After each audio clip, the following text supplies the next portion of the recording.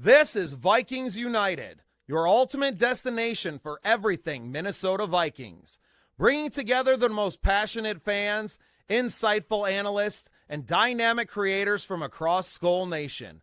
Get ready for deep dives, spirited debates, and exclusive insights from Coach Cody. We're celebrating our community, honoring our heroes, and fueling your fandom with Pillars of Valor coffee.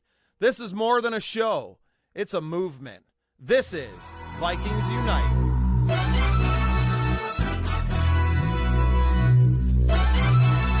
Handy.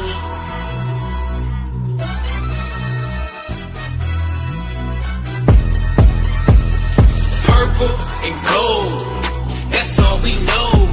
Purple and gold, we holla Skol. Purple and gold, this how we roll. Purple and gold, now holla Skol.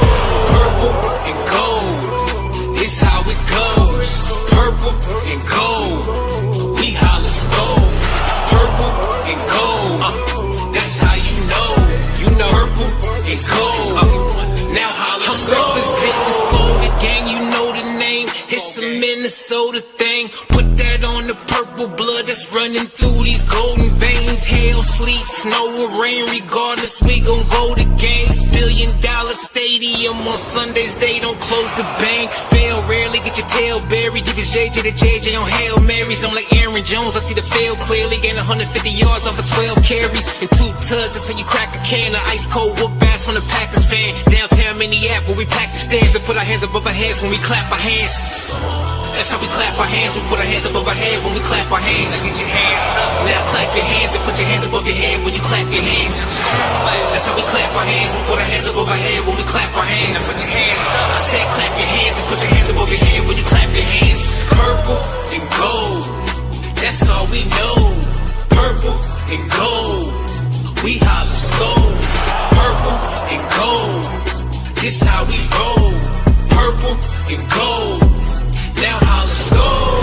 Purple and gold, this how it goes. Purple and gold, we holla Skol. Purple and gold, that's how you know. Purple and gold, now holla Skol.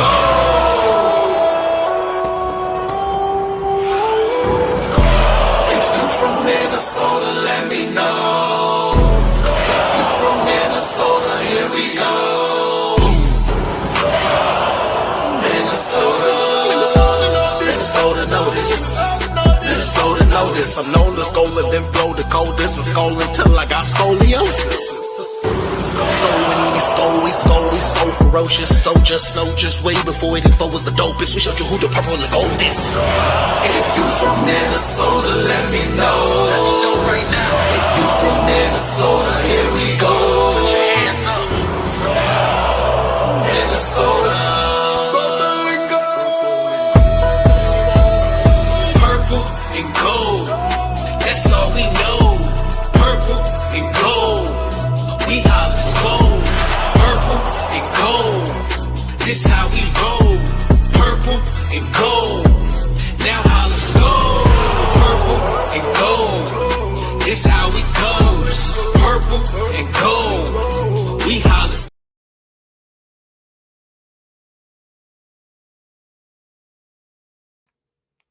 Welcome into the Scene Project Sports Network. You are here tonight for Vikings United. I am your host, Bubba Startz, joined as always by my co-host, Big B. What's shaking, B?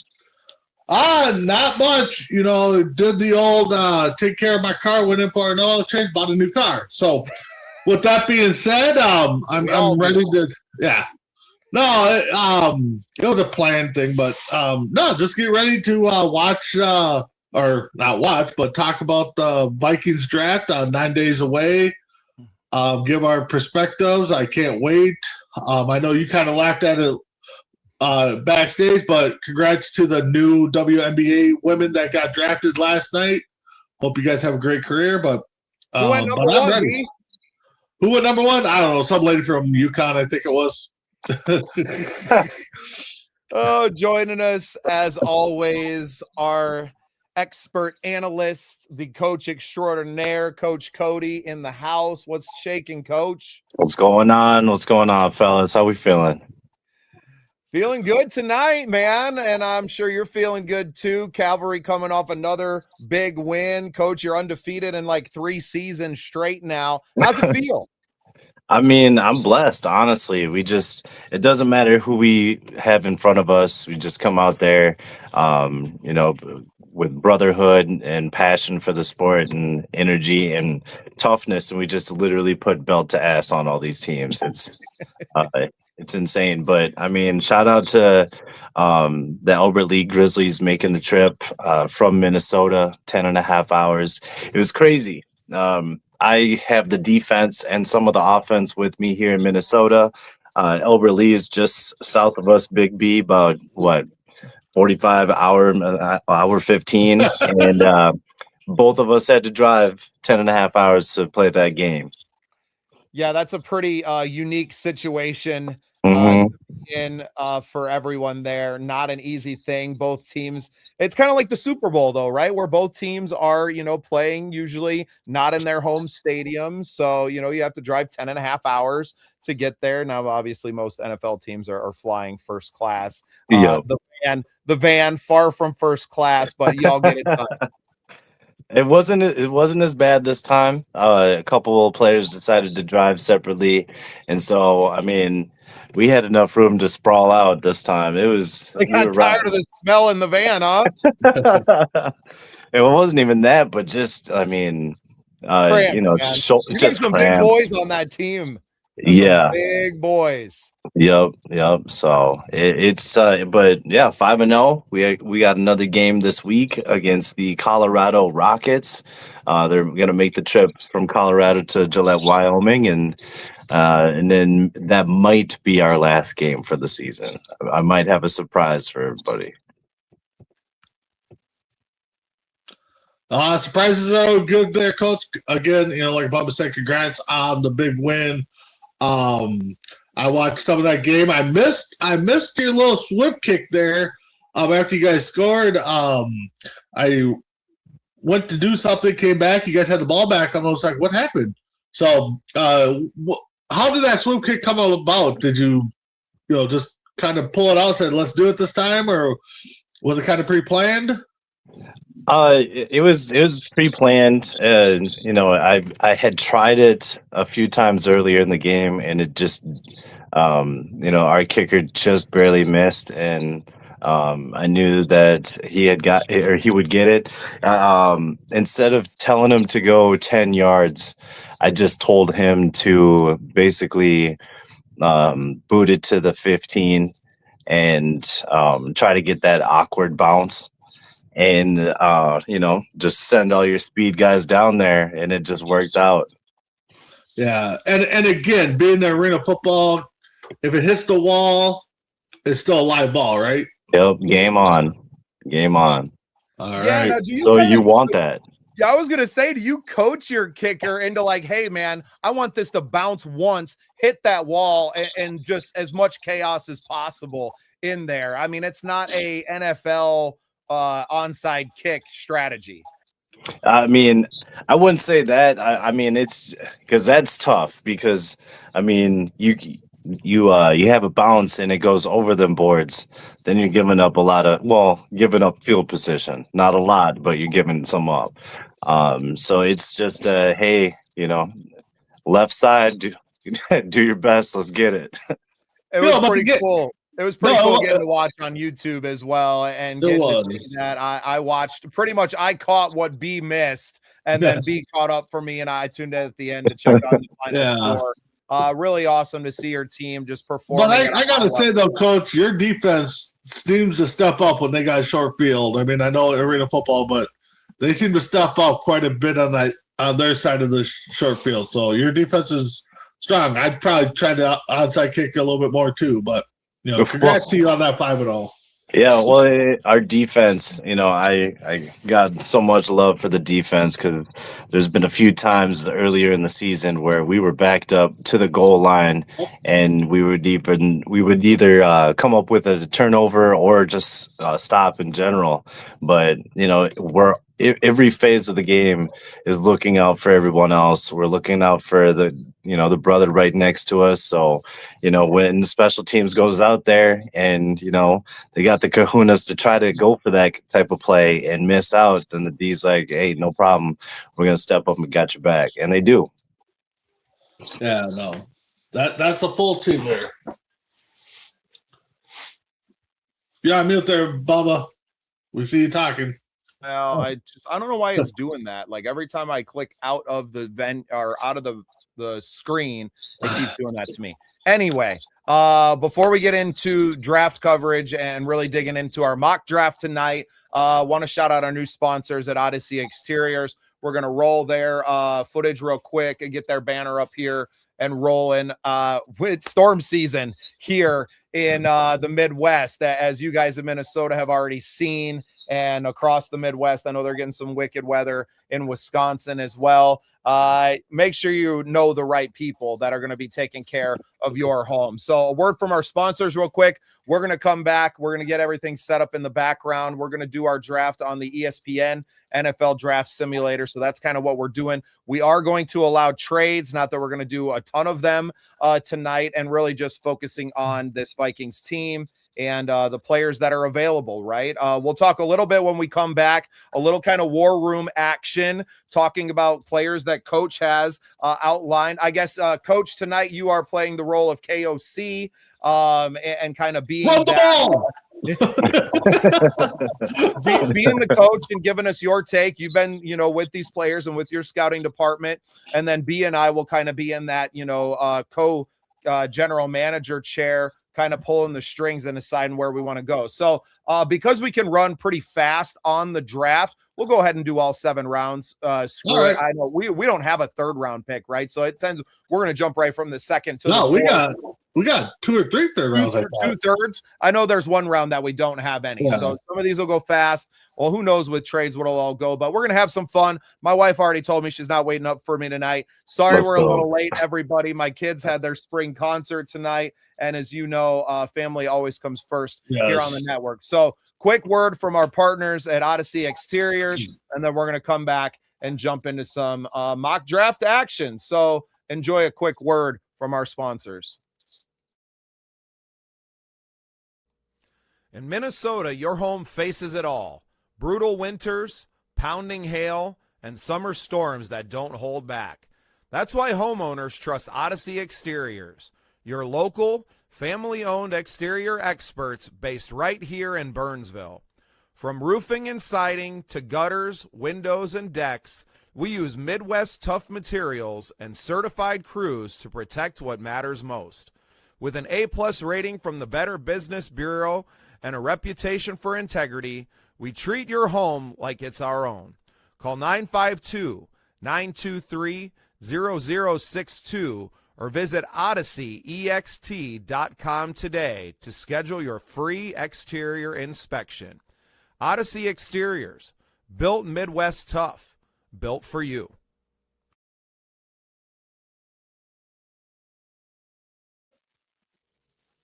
That's our guy, Cole Quinnell, and his company, Odyssey Exteriors. It's the whole Quinnell family. Some really amazing people. Can't wait to get Cole on here. Obviously, busy season for him right now. But we're going to make sure we get him onto the show. And I know, follow their social media pages. I know he was talking about doing a ticket giveaway to a Vikings game this year during the draft. So keep your eye on their socials. We've been sharing them. I know everybody on the team's been sharing them out there. So you could win free Vikings tickets to a game this season by following them and keeping your eyes out for a post there. We will obviously be sharing them when we see them. Okay, so fellas, what I'd like to do, B, can you keep the big board kind of pulled up on your end as far as that kind of goes?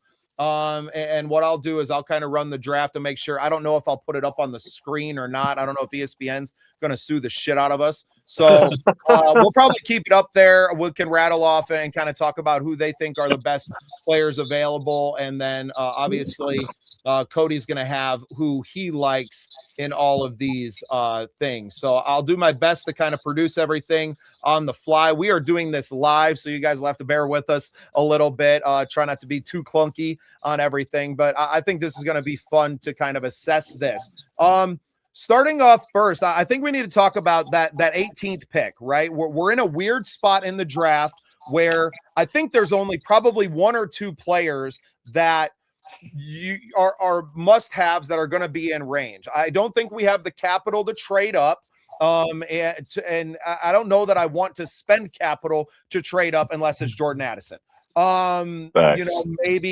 Maybe you can throw a Grenard in there as well. I don't think the draft simulator is going to allow us to kind of throw those deals out there. Most of what I've seen, at least from ESPN, is mostly just in the draft capital range, being able to kind of move through a next year and different things there. And we have a deep draft and a potentially, I don't know, they throw around the term generational probably a little too loosely these days, but we have, a deep draft next year. So stocking up for some draft capital next year, definitely on the table as we're talking about moving through here. If there are any trades that do, I'm not sure if this simulator actually proposes trades on its own or if we would just be making offers on that, but we'll play that as it goes. Question for you.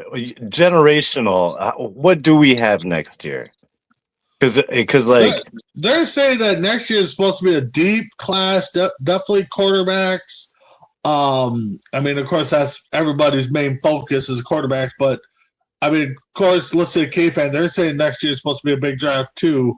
So I guess it all depends on, again, I don't like using that generational. I don't like using that can't miss player because if they get on a team that's bad, I mean, they can't make a difference, Right. So, right. But I think this year, there's going to be a lot of trades. I think a lot of people are going to be traded to stock up next year, and to try to get Manning.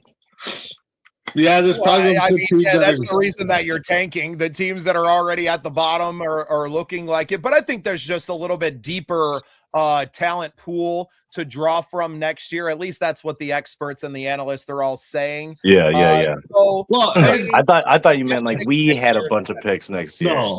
No, I think we have a normal amount of picks next year. I don't think that we're out any, and maybe we have some extras. B, you might have to pull that up to kind of get that perfect. But I've definitely heard at least from what I was listening to, was kind of listening to a lot of Purple Daily and Thor Talks Purple today, and hearing him talk about the draft and having more picks in next year's draft as opposed to this year isn't such a big deal. So if somebody's posing a late round, they want to bump up and throw in a 6th for next year for a late round pick, you're listening because you're probably getting a better player next year than you would this year. And I still think you're seeing kind of after effects from those COVID years, the extra years of eligibility that people had, which kind of puts other guys maybe on a roster for a year longer and people playing for a year longer. And with NIL money now, right? Guys can afford to stay in school and season a little bit in the college ranks, be dominant, and actually boost their value for an extra year, where I feel like, especially in the last, 5-6 years, that guys are coming out their junior year because their value is high and you're worried about injury before you've had a chance to cash a check. Now you got some of these players that are making as much money as they're going to make as a rookie, or maybe taking a pay cut to go into the league. Although your raises are going to get incrementally higher, right? So what do you got for me, B? So it looks like for next year, right now we're sitting with round 1, round 2, round 3. We traded round 4.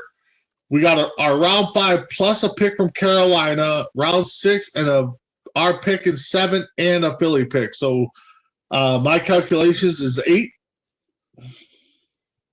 Okay. 8 picks next year. Yeah, so you already got 8. Already got 8 picks for next year. In what we're saying is a deeper draft. Now, I don't think that means that we're trying to trade all of our picks for next year picks, No, right? not Like at we're not all. trying to do that. This team needs players now to restock. So just kind of keeping that in mind off the top here. And before we get this first round kicked off, I kind of want to get your thoughts about a possible trade back situation. Is there 1 or 2 players on your list, Coach, who are going to be available in that range that are must-haves? And if those guys aren't on the board, you're entertaining a trade back. And I'm not saying all the way to the bottom, but you're trading back, between, I would say, 3 and 5 spots to pick up an extra, probably a 3rd or 4th rounder this year, or possibly a 4th and another 4th or 3rd in next year's draft. I mean, there's always the names that we've said in the past couple weeks, but it all depends on how that draft plays out. Because, I mean, you never know. It takes 2-3 teams to really just put a wrench in everyone's plans. Yeah, you definitely got to let things just play out. Yeah, I definitely think we need to go defense, though. Defense all the way. There's not going to be an offensive lineman there in that area. It's got to be defense. Well, and I want to bring up one player that, I've seen. I actually had him mocked to us at one point as well. And that was Kenyon Sadiq, the tight end from Oregon, a Duck. Are you interested in a Kenyon Sadiq if he's there with that 18th pick? Yes, absolutely. If he's there, then yes, you can't mess on him. What is he, 6'7", 220 or whatever? Kenyon Sadiq, 6'3", 241. Okay. Same thing, taller than me. Yeah. But I mean, low bar, Cody. Yeah, facts. But just a physical tight end that can also be, outside receiver. I mean, the dude's got talent. He's an athlete. You can't. Him and Hawkinson, please. Yeah, and I wonder if getting a guy like that changes, the role of a. Does Hawkinson become expendable, right? And I know we restructured the contract and everything, but you never know who's out there looking for a vet that can fill that role. If you pick up a Sadiq, all of a sudden you might be able to get. Now you're not going to get a lot for him, right? But if you're bringing in this young man and drafting him in the first round, you're looking to put him as your starting what they call the move tight end, right? Is that the U or the Y? I mean, Cody. I think you could roll with 2 tight ends. You know what I'm saying? Like, I don't know if that would necessarily be the writing on the wall for Hawkinson. I would hope not. I'm gonna go ahead and start the draft, fellas. Let's We get got it. a few picks to get down to us. I'll try to rattle off some of these as they're going. I have it on fast, so it's gonna be moving here at a pretty decent clip. But trying to split screen this and stay in the moment with you all. So All right, I bet. Oh, there we go. We're already on. So in those picks, so Kenyon Sadiq came off 17th to the Lions.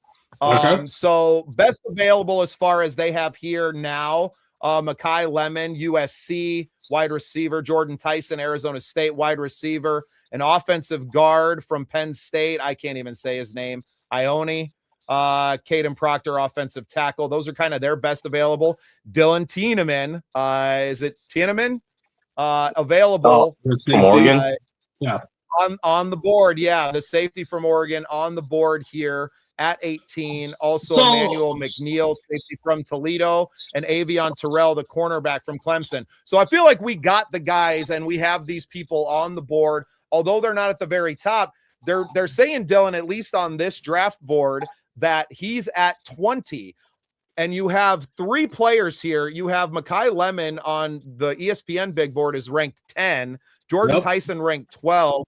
The offensive guard and tackle 15 and 17, although not positions of need, Are you entertaining drafting a wide receiver in this? And I think both of these guys, you could probably pull up their stats a little bit, or at least their measurables. But I'm guessing I feel like these names came up and were guys that we kind of passed on because they are slot receivers, smaller receivers, and kind of don't fit the bill of what we're looking for. Yeah. Jordan Tyson, 6'2", 203. And then Tate, 6'2", 192. So I think when we talked, we kind of passed. Where did Downs go? I'm just kind of curious. Let me see if I can kind of pull this up, and I can't see it. Okay, there we go. Right. Sorry. Caleb Downs went 5 to the Giants. Okay. Mendoza went 1, Arvell Reese 2, Bailey 3, Jeremiah Love went 4 to the Titans. Caleb Downs 5 to the Giants. Wide receiver Carnell Tate to the Browns. Sonny Styles to the Commanders. Reuben Bain Jr., edge rusher to the Saints. Francis Magua, tackle to the Chiefs. Cornerback Delane went to the Bengals. So, I mean, and then just your offensive tackles, your edge rushers.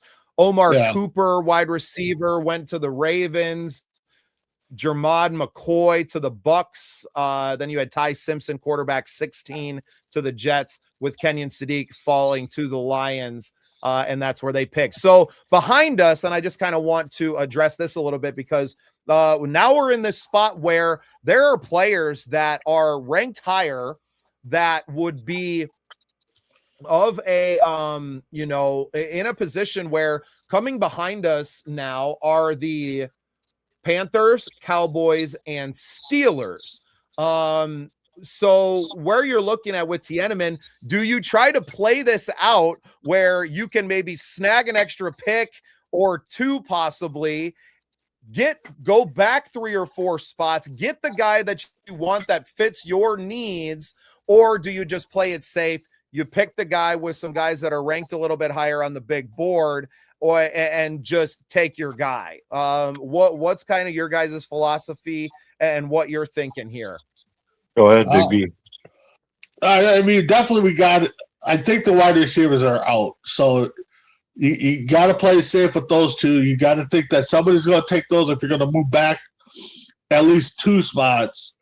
So if Dylan's still there, I mean, the Panthers are probably looking at receiver. Let's see here. Okay, so let's go to position. Draft needs for them. Yeah, because that's going to tell me a lot. Yeah. And so the Panthers were at 17 or behind us at 19. Yep. Okay, Panthers, so Cowboys, Steelers are the 3 teams. Yeah, Cowboys. Panthers need according to ESPN, safety, wide receiver, edge, corner, and a running back. So you can, I would say they probably pick one of those remaining receivers and feel pretty good about it. That you could jump them. Now, what I'm looking at is you're trying to get value. You're not just trying to go back 1 spot here. You're trying to maximize this because they'll only go back 1 spot. Cowboys. You think the Panthers are going to take a wide receiver? Looking at the way this board is fallen, there are 4 players right now on ESPN's big board ahead of Dylan Tienneman, right? Okay. 2 receivers and 2 offensive, an offensive guard and offensive tackle. So me, in my head, I'm kind of entertaining what I had done before was to possibly trade with the Chargers, let them jump to 18, go back those 4 spots. What's the Chargers' needs? Chargers, offensive tackle, defensive tackle, edge, wide receiver, tight end. So you can almost mark them in for the tackle, right? Probably. And Cowboys probably not taking a safety, I would imagine. Not in the first. I see is you have Chargers go up and take their guy at the tackle. Panthers probably take one of those receivers. Cowboys probably take one of those receivers. What are the Steelers looking like? Let's put ourselves in the Steelers. I don't think the Panthers are going to take a receiver. If their need is a safety and a corner and then a couple others, those 4, like those 2 receivers and 2 offensive linemen are up ahead. 10 spots higher. They are 10 spots higher on the ESPN big board, and you have to Yeah, imagine that that's big true. board is So probably Dallas, what a lot of teams are too. so Dallas's needs is corner, safety, linebacker, edge, and tight end. And then you said the Steelers. Let's see where the Steelers are. There they are. And the Steelers quarterback, offensive guard, offensive tackle, safety, D tackle. So the Cowboys are the one that you're really worried about grabbing. I'm probably staying at 18 and taking our guy, taking Dylan. I think that because you got too many teams. The Panthers need receivers and stuff like that, and then the Giants or the B says play it safe.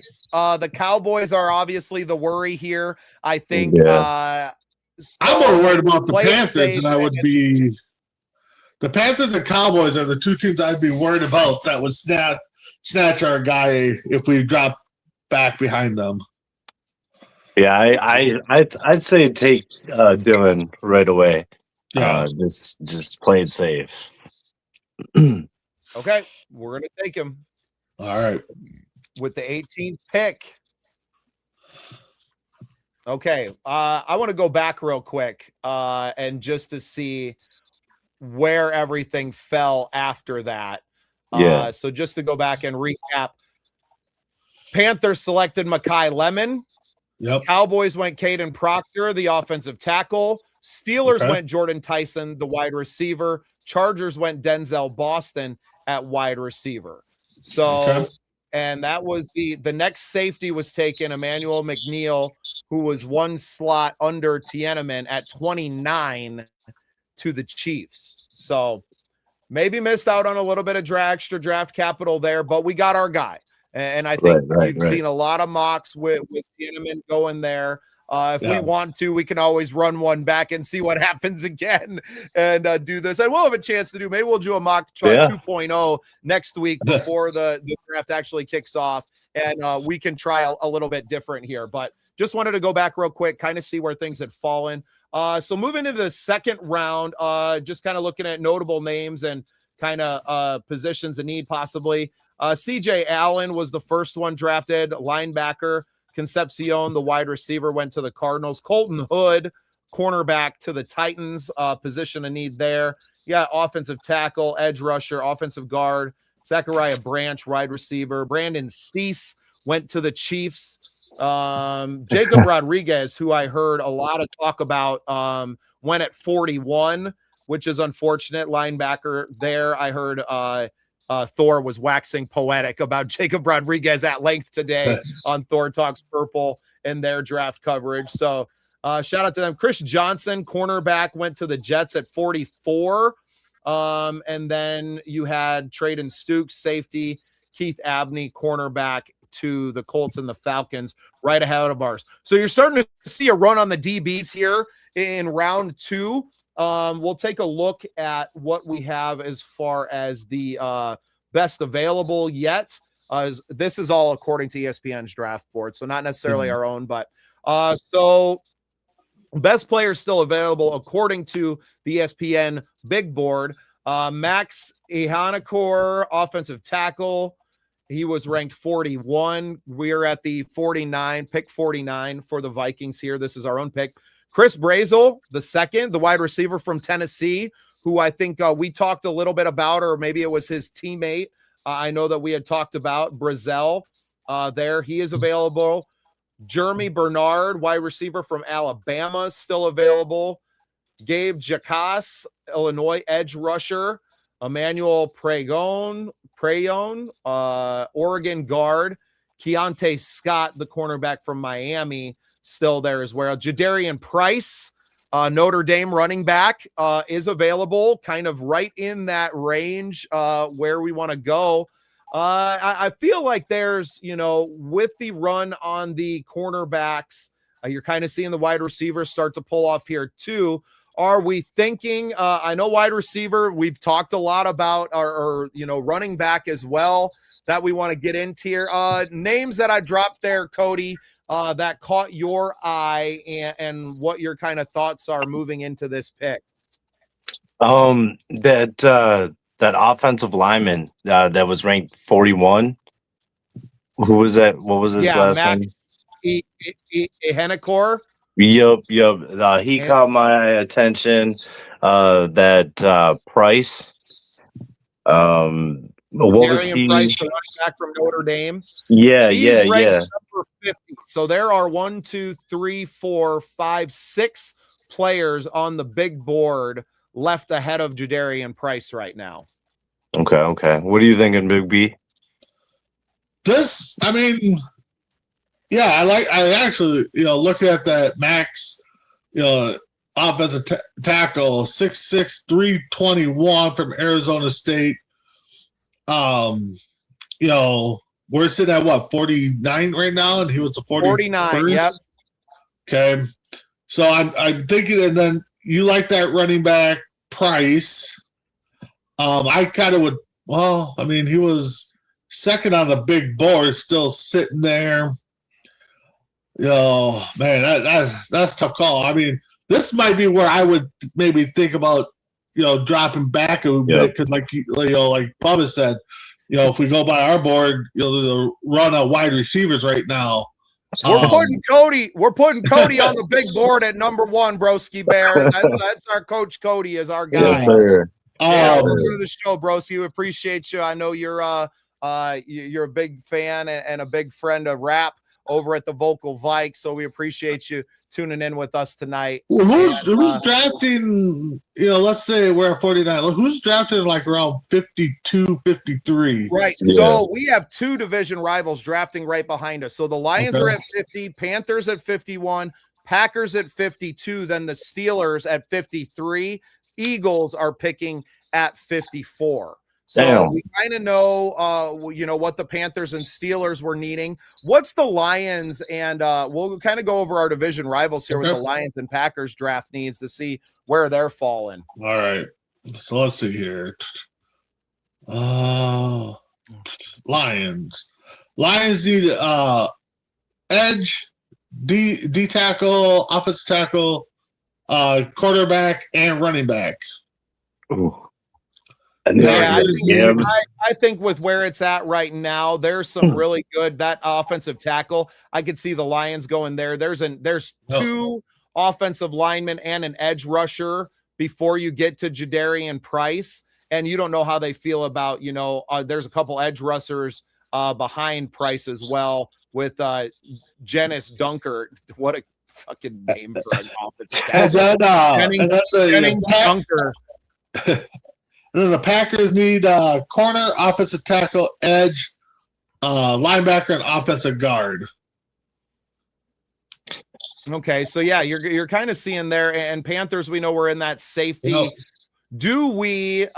Is this a point where you consider maybe moving back, getting some more capital, and then hopefully your guy Jadarian Price is still on the board there, and you take your running back of the future in round 2 here?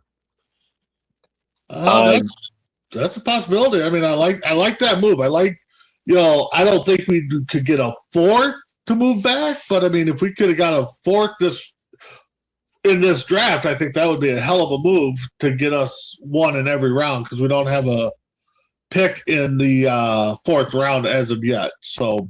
Right, and we're not afraid of the Steelers going up and taking our guy, right? So we could willing to go back behind the Packers from 49 to 53. I would say that would be a safe. I think that would be a safe bet. Let's do that. Let's see what we got. See if we'll get them to do this. Let's see if we can. We'll trade 49 to the Steelers for 53. And let's say a 3rd round next year for this one, and a 3rd in next year, or a 2nd in next year. Let's see if they'll do that. They won't accept that. Okay, fair enough. So what can we get out of them? Can we get a 3rd next year? Maybe a 3rd this year and a 6th? No, so we're looking at moving all the way back. Their 2nd and a third, fourth, fifth, a sixth this year.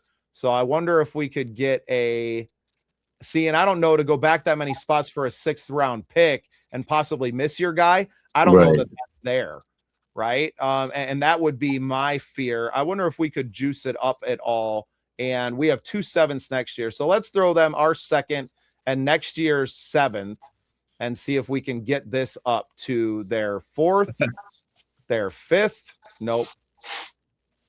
What about a 3rd next year? Nope. 4 next year. So we could get a 4 next year for their 2nd. So you're essentially, and that would be trading. Can I take this 7th off of here? So we could trade them their 4th rounder next year to drop back 4 spots. So that's kind of the value that I'm seeing in this 2nd round. And I don't know if that's necessarily worth it. No, I don't think so. Miss, right? That's the risk we reward. Let's try going to 54th then. Who's at 54th there? Eagles are at 54. So we can go to Philly and see if they want to jump for our 49 and one of our 7ths just to juice it up. We'll see if we can always got to juice it up. Yeah, well, you got to. Can you throw players in there? Does it let you throw players in there? Let's throw Adson in there. I wish if we could, he would have been in there already. I would have traded him. Right. First round, trade back in the 1st round. Yeah. Eagles won't accept that there. What about that back there? Man, they got 2/3 next year. Come on. What do we need to do, guys? What do we need to do? Yeah, this might be a part of the draft too, where people are just kind of, set in stone. Well, what I'm seeing now though is that with our next year's 7th in the mix, we can drop back to 54 and pick up the 114th pick in this year's draft. So getting their, what would that be, their 5th round instead of the 6th round to drop back that many spots. But we're giving up a 7th rounder in next year's draft. But that 114 range, I think you got some good players that are available there. And we don't just need high rate talent. We're trying to fill up this team for this year. And we got a hit on this draft. I mean, that's one thing. Well, and this is putting us in range where what's the numbers of our other picks right now? Let's see your teams. Vikings. Where are we? So okay, we got the 2nd round. We're 17. That's the 18th in the 3rd round, 18th in the 33rd round, no 4th. We got the 23rd in the 5th round. So they just give me they don't give the exact number. For sure. And then in the 6th round, we're at the 15th pick. So the 130. So if we do quick math here, quick math. Those two things shouldn't even go together. Yeah, 32. And you said what was the pick that they're offering? 114. So 54 and 114 for 49 and a 7th rounder next year. One of our 2 7th rounders. I wonder if I could pull that. Actually, if I pull that 7th off, it stays acceptable too. So 49 for 54 and 114. So straight up the 2 picks for the 1 to slide up 5 spots, I guess. So we're looking at, I mean that 114th. That would, I'd say let's roll with it. Let's do it. That's a 4th rounder, isn't it? 33. That's still a 4th rounder.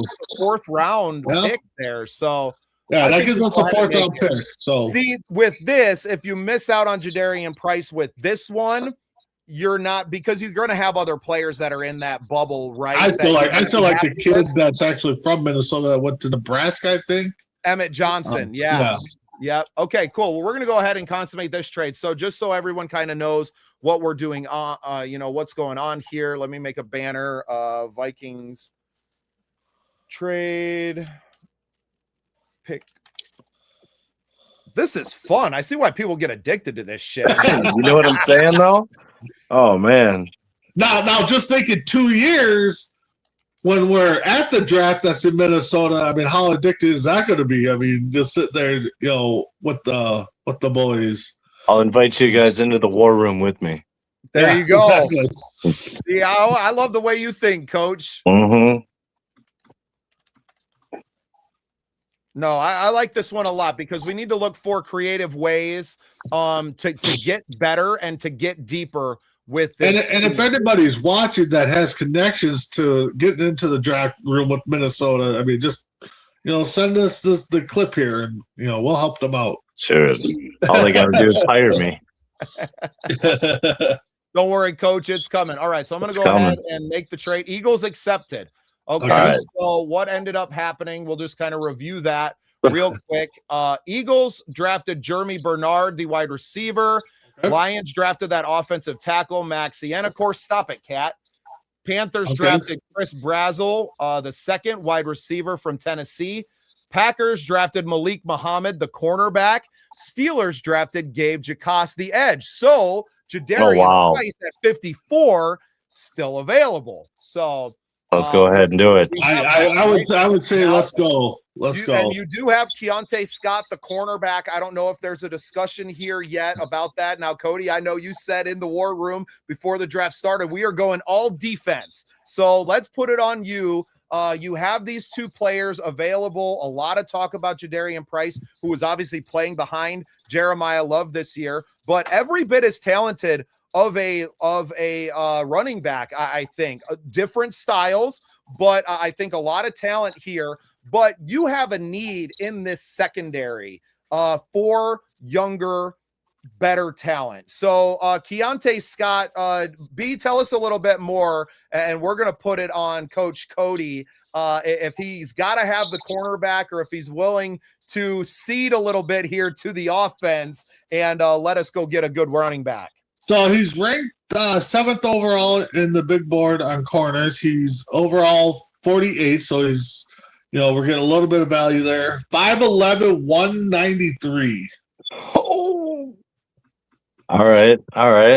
So not a small guy. He got a profile on him at all, B, as far as playing style? He had 42 solo tackles, 2 forced fumbles, 2 picks. Pass deflections, I think he had 5. Over his 4-year career, he only had 3 picks. He had about 6 sacks.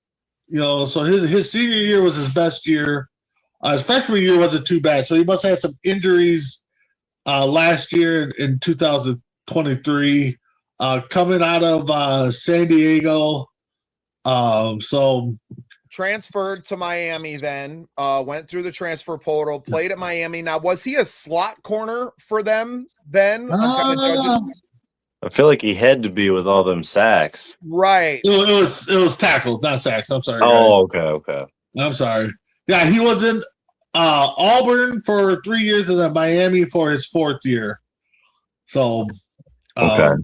A lot of good ball, man. Auburn's a hell of a football team as well. I wonder why the transfer to Miami, if he was just getting pushed out or maybe, like you said, an injury in there. This is a little bit tougher than we thought because we were able to get extra value, right? We picked up another pick later in the draft, and but you have a position of need because you weren't able to really go out and get someone at running back.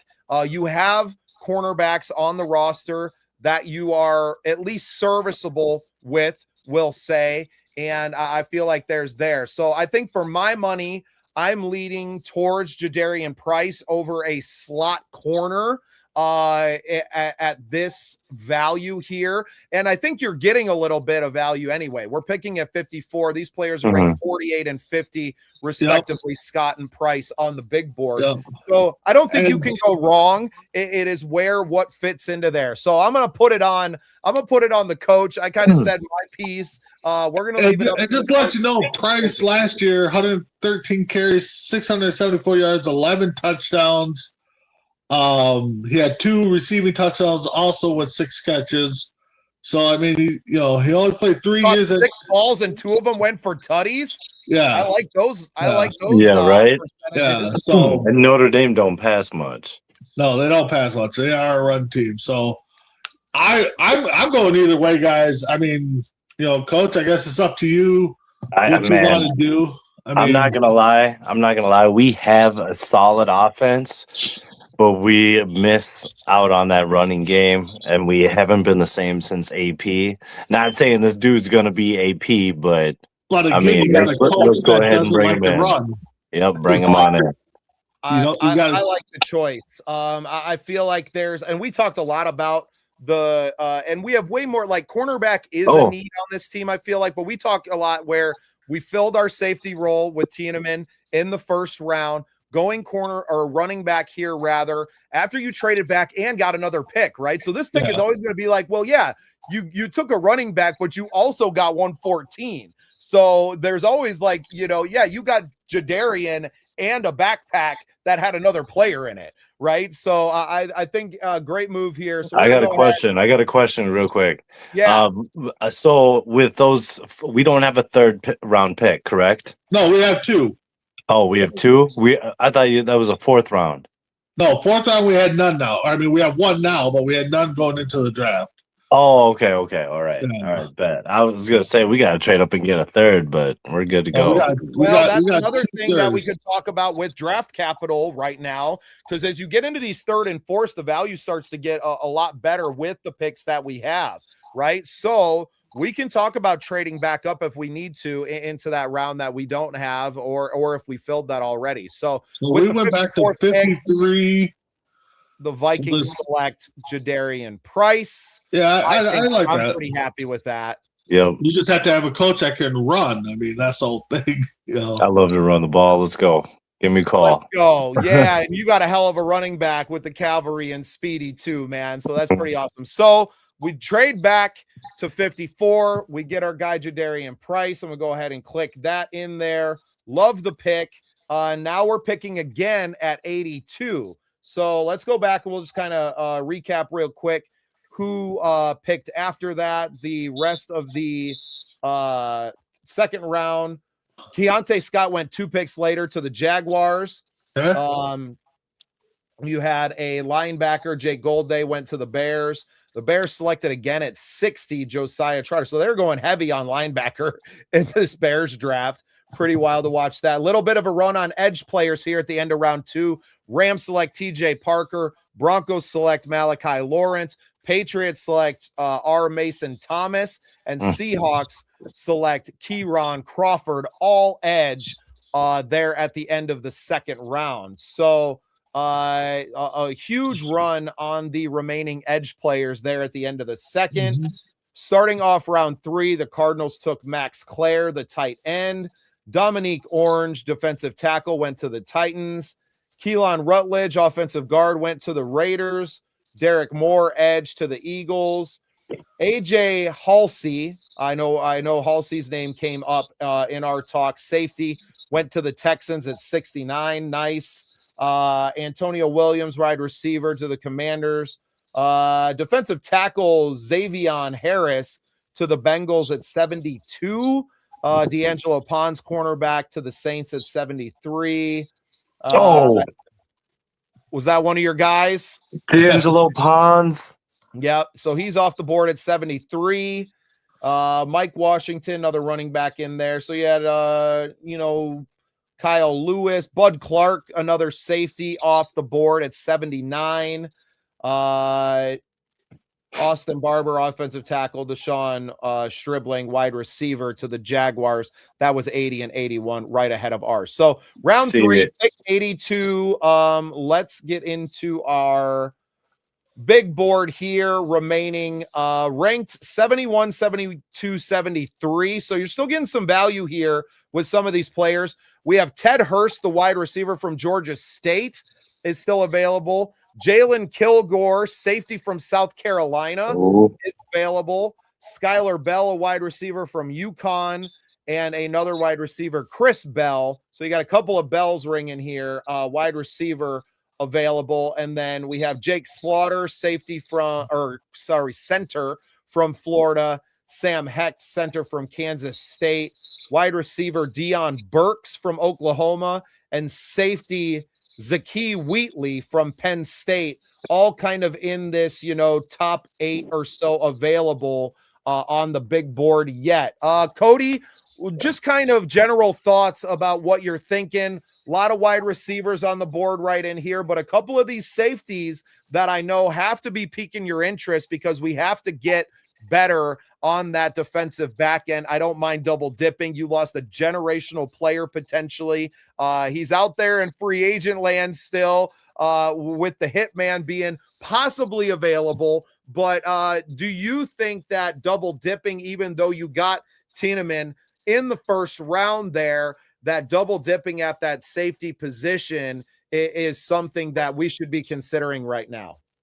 Well, I mean, first of all, I should have said trade our third and and a fourth or something to get higher up there because I wanted Downs. Damn, if this was Madden, I'm turning off the Xbox right now. Pons, you're saying? Yeah, Pons. Now, see, that might have been too heavy of a lift because he went at 73. Yeah, that's 10. 9 spots. Yeah. You're giving away a lot of picks, and we need picks. And that, I guess, would be my pushback on trying to get up that high. Now, if we were going through this a little bit slower and watching them come off, and Pons is available at 80, I think we have enough to make that move and to move up 2 spots. To get up 9, I don't think it was going to happen. Unfortunately for us, with the needs that we have this year, you didn't pick up the extra one in the 4th to go ahead and trade it and another pick, right? Because you'd probably have to trade 2 picks, I would assume, to get that high, maybe a 4th and a 6th or 7th to get up those 10 spots, if not a 4th and a 5th. So, and I don't think we have a 5th. So, well, and I do that Kilgore. I do remember us talking about him and covering him. Why don't you give us a little profile on Kilgore real quick, B, while we're kind of talking about him? All right. What position again? Safety. Kilborn. Where is he? Why can't I find him? Safety, Kilgore. There he is, South Carolina. 6'1", 210. He's 6th overall in the position, 71st. On the big board, stat wise, last year had 32 solo tackles, 2 picks, 10 pass deflections over his career. 2024, he had 5 picks. So for his career, he had 8 total because he had 1 his freshman year. Definitely looks like to be a hard hitter. Had 22 assisted tackles last year. So definitely a guy I would probably consider at this pick. Oh yeah. Yeah, no, I lock him in. Honestly, he seems like the perfect fit. Not perfect fit because he went earlier, but definitely for the value. 6th, would you say 6th? Well, and I know that we're looking at our free safety spot as one of need, but to finish out the year last year, you had a cornerback playing that other safety spot. So you really need both safeties. Now, Kilgore definitely sounds like he played strong safety. This guy is in the box. It's 6'1", 218, you said. That's somebody who can drop the hammer. He's only going to probably get bigger when he gets into the league. You're talking about a guy that's probably going to play around 225. I think you need this. And I think it's honestly something that the Vikings haven't had on this team as someone who can come up and fill that box. Now, I know in this hybrid defense that B-Flow likes to play, but at 6'1" something, 2 plus, right? 215 plus, this guy can still move. And he's almost a hybrid linebacker, I would say, at that point, right? Like that's a big dude out there playing safety. Like a Cam Chancellor.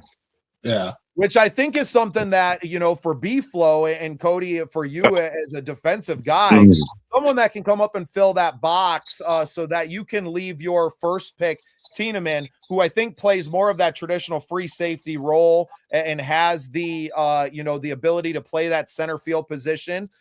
You're kind of leaving him out there to just do his thing and not worrying about it, because you've had an embarrassment of riches at the safety position with the hitman, right? You've had a guy that could do it all. He can blitz. He's a sure tackler in open space. He can play that center field position. He can quarterback your defense. It takes two guys to fill those shoes, right? So I'm with you. B, you in agreement with us as well? Let me just read off. This might change a little topic here, but his pre-draft analyst, as a run stopper, has all the tools but needs to be more active as he transitions to the next level. It would be good to see more pop behind his pads. He has trouble with missing tackles and needs to fix angle pursuits versus the pass. It is much more productive in man coverage than when he is in zone. He can get lost in space in zone coverage. So that's a little recap on him. But what I'm hearing from that, fine, Cody, and maybe correct me if I'm wrong in this, but what I'm hearing is a guy who plays on or doesn't play on instincts, plays on athletic ability, right? He's good in man because he can put his hands on him, right? Yep. He's running right with him. He knows where the instinct, because and zone defense is much more of like your anticipation, right? It is the right word. Instincts, anticipation. You can't always coach those things into a player, but you can teach them better angles. You can teach them timing on blitzes. I think this is a guy that B-Flow is kind of going to be pounding the table for if he's available. 72 on the big board, and you're picking him at 82 without having to trade up at all. Well, in good size and speed, you put him man-to-man on a big tight end. I like the odds. And Coach, who did you want? Pons. The cornerback. Oh, the corner. Okay. All right. From Indiana. Just want to see where he's at here. But no, I like it. I mean, and we have been spoiled at the safety position with, Harrison Smith for a decade, damn near. And then before him, you had Corey Chavis, Brian Russell for a little bit. We've been spoiled at that position. Yeah, I think it would have been a good. I mean, if we could have moved up and got, Terrell like Coach would want, I think that would have been a good. Where was Pons on the big board? B, do you have that pulled up? He was. Let's see, Avon Treadwell from Clemson. No. Pons from Indiana. Yeah, Jeremiah Pons. Oh, there he is. All right. D'Angelo Pons. The D'Angelo Pons. I'm getting them two mixed up. I was so he's 5'9", 180. He's overall 66, ninth on the big board at the position. Undersized, but he is sticky and plays with energy. Following coaches from Kurt from James Madison to Indiana. Pons is a key player for the CPF championship. He is twitchy and very good short area quickness and does a great job diving on the ball on his break. So he was already down a few spots from his big board space when he got picked at that. You may have, to be confident in that, I feel like you would have had to move up 12 spots, right? To feel confident in actually selecting him out there. So I think we did right. We get Jalen Kilgore. I'm going to go ahead and make this pick. I think we're getting a good ball player here.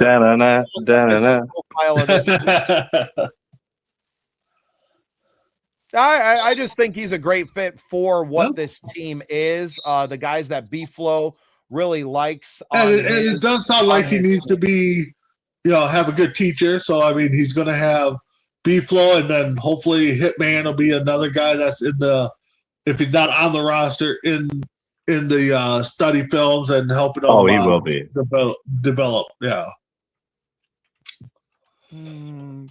On to the 4th round. No, we got another 3rd-round pick. Oh. Yeah, we have 2/3. Oh, we could have got him. Oh. I don't know if I could let that go. I don't know if I would trade both 3rd rounds to move up to get your guy. Oh no, not both 3rd rounds, but I think that's what it would have taken, though. You think so? Yeah, or like it might have been a 4th, 5th, and a next year's, and we can maybe when we do a draft next week, we'll see if we can trade up and get him and see what it takes to do that. But I think we got a good ball player. I think we got someone. I remember talking about Kilgore when we were going through our draft coverage a bit, and that being someone who fits the bill of this team. I think Beeflo. I think this guy starts. Right. I think a Kilgore gets on the field right away. He has the size to do it. You have someone, and because he's playing off that physical ability, that Beeflo puts him in that position to just go be physical. Right. Mm-hmm. Yeah, but if you got the Tillman character first, I don't know if he. I mean, one of them. I think you're starting. You're starting both of them. I think you're starting 2 rookies at safety this year. Yep. If you get both of these guys, yeah, I think you're starting both. Okay, you start 2 of them. You start 2 of them if Hitman doesn't come back, but if Hitman comes back, one of them's not going to be starting. Yeah, that changed it. And honestly, one could go nickel at that point. Yeah. Right. Well, you're playing a hybrid defense, right? Yeah. Now, everyone's out of position, and that's why I think I like the Kilgore pick so Yeah. much is that he feels like a guy that you can put on a tight end. He's physical. You're probably not putting him on NFL wide receivers, but somebody that can come down and guard that. So you can leave Cashman out there to kind of cover the running back, because I think where Cashman is a little bit, especially with the injuries stacking up for him, it's getting harder and harder for him to go out and guard NFL tight ends, right? So now we're at pick 97, only 15 picks later here. We'll just kind of go back and recap a little bit of the picks after Kilgore. Sam Roush, tight end to the Panthers after us. Romello Height, edge rusher to the Packers. Joshua Josephs, edge rusher to the Steelers. Trey Soon, the 3rd offensive tackle to the Chargers. Dennis Sutton, edge to the Dolphins. Davison Igbionson, cornerback to the Jaguars. Then you had the wide receivers go. Ted Hurst, 89 to the Bears. Skylar Bell, 90 to the Dolphins. Jayshawn Barham, an edge rusher to the Bills. Now you have the other Bell wide receiver, Chris Bell, going to the Cowboys. Deion Burks, a wide receiver to the Rams. Jalen Farmer, offensive guard to the Dolphins at 94. Bryce Lance, that's Trey's brother, isn't it? Bryce Lance, wide receiver, 95 to the Patriots. And then the center, Jake Slaughter, I do believe, from Florida to the Seahawks at 96. It's like, what is even going on? That's the one I was kind of hoping, because I would have, I was hoping Slaughter would have been there. He's the 1st overall center, 6'5", 303. I would have taken him. Go ahead and profile Sam Hecht. So Sam Hecht from Kansas State is the next available center. His rank was 81 on the big board. You also have Zaki Wheatley, another safety, which I feel like we've kind of filled that in, right? You've drafted the 2 safeties now at that position. Sam Hecht, Kansas State, 6'4", 303 from Kansas State, 2nd as a center, 80th overall. So, I mean, I wouldn't be upset with that one at center. I know we focused on defense, but I still think we need to focus on that offensive line, though. I'm just looking at his bio here, quick. See what. So let's see. Heck plays light on his feet, displays good foot quickness on film. He also plays with good balance and core strength. Heck is an average mover power, but can anchor, mirror, and hold his weight substantially in his blocks well. He is skilled enough to pull and get out on the edge. Heck does a good job of climbing to the 2nd level and latching on to the defenders. Overall, he is a solid player who could get the job done. Number 2 center. Number 2 center, and we're picking at what, 90-something right now? 97, yeah. And he's ranked Yeah, 81. So you're getting some think this is serious about- value here, I think, off the big board. Missed out on Jake Slaughter, and we can definitely address that on next week's Mock 2.0 Yeah. if we want to move up and maybe, having some capital to do so. It's been a little, because I've been running this in the fast lane, right? All the picks are coming fast. We're not Bryce going Lance. behind, running it out. We'll do that next week. We got on a little late this week. It was all kind of a mess. But next week we can do a full with it round out and going bit by bit to kind of do that, to talk about the trade ups. That's what makes it easy to trade back at this speed. But yeah, the trading up is not existent because they're just coming off the board at lightning speed. So Sam Hecht, the center, I think that's kind of a no-brainer. Where we're at and looking at available players, an easy one here. So we're going to take a center, Sam Hecht, at pick number 97. Paving the way for our running back. Exactly. That's right. That's right. It How you guys is- feeling about the draft so far? I mean, we got 2 safeties, a running back, and a center. I mean, I'm feeling pretty damn good about it right now. Is Emmett still on the board? Who's that? The running back, Emmett Johnson from Nebraska. I would have to cruise back and just do a quick thing. Let me get the banner just up want real quick for I this just one. kind of curious if he's still on the board. I'm not gonna lie though. If we could get Bryce Lance, I'm taking him. I'm taking him, and then it's adios muchachos, Jordan Addison. Bryce Lance. He's already taken, but Oh yeah, North Dakota State. Yeah, yeah. 6'3", 204. Number 19th on the wide receivers, 95th overall. Yeah, that would have been something nice there. And I'm with you, Coach. CU Addison. Right. 51 catches, 1,079 yards, 8 touchdowns. Last year, the year before, 75 catches, 150 or 1,053 yards, 17 touchdowns. So, yeah. Where's Emmett Johnson on the big board, just so I can kind of gauge where he might land? Emmett Johnson, I think he Not been was. running backs taken so far, I would say. So right now he's 5th overall in the running back, so 125. So he's probably next round. He's probably available right now at 114. Yeah. Now the our position now is this is the 114. So this is the pick that we picked up from the trade. This is the extra pick with Jadarian Price, our running back now. So looking now, but now we don't select until 163. So after this pick, there's a big gap between our next pick. So this one's one of the most important picks, I would say, in this draft because 49 players are going to go off the board essentially. Before that. So, all right, who do we got next best available? All right. So best available right now off the big board, offensive tackle, Demetrius Crown over, I'm assuming that says. Justin Jolly, tight end from NC State. Albert Regis, a defensive tackle from A&M. That's catching my eye already. Logan Jones, a center from Iowa. We just got our center. Jack Endries, a tight end from Texas. Michael Trigg, tight end from Baylor. Deontay Lawson, linebacker from Alabama. And then Will Lee III, a cornerback from Texas A&M at 109. And I'm just going to scroll down and see where Emmett Johnson is. Emmett Johnson, 128 on the big board.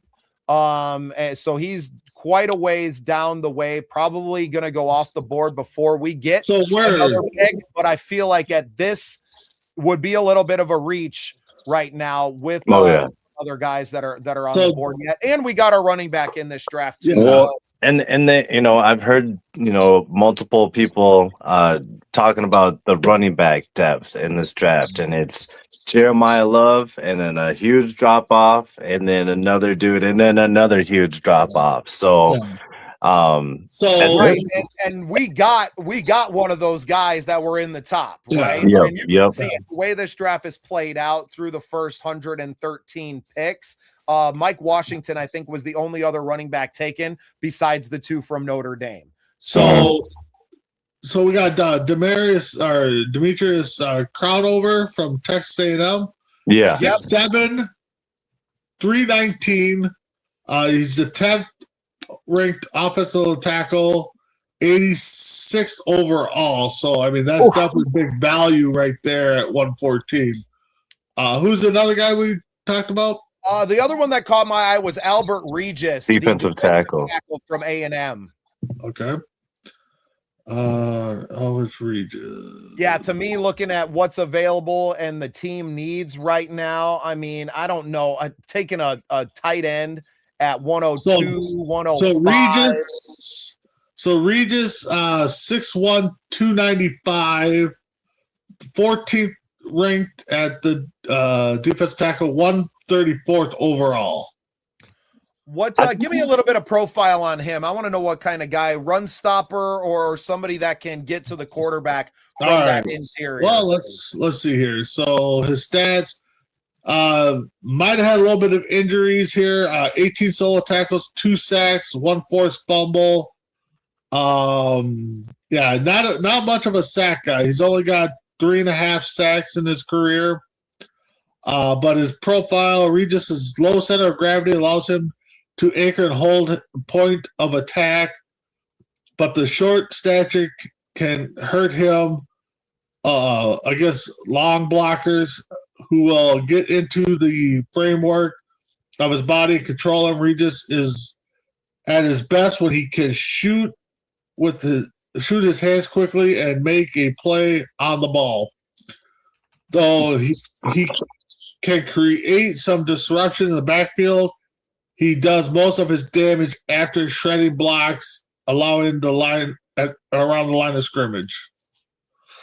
So, see, you said he was 6'1", 290. 295, yep. A little undersized for that NFL. Definitely undersized. And that offensive lineman that you just mentioned, 6'7", 3 something, like with the wingspan, that guy's going to get worked. I'd rather take that offensive lineman and bolster up our offense. So let's get to that offensive lineman. So Crown has good bend and flexibility for a player with his height. Though he can get caught playing high at times, he can have late hands and poor hands placement, allowing defenders to get into his chest and put him on skates. He needs to develop a stronger punch cross length work to his advantage, as he can be difficult for rushers to get around, and he is able to wash defenders past the quarterback in the pocket. So that length is what I'm looking at, like Coach said.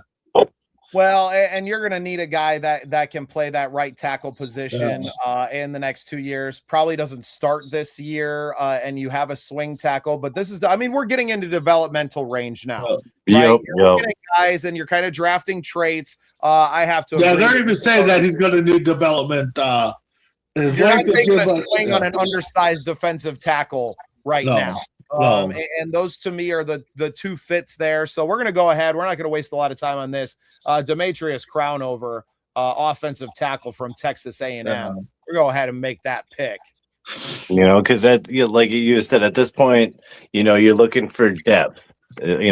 Not starters, maybe like fringe starters, but like you're looking for depth.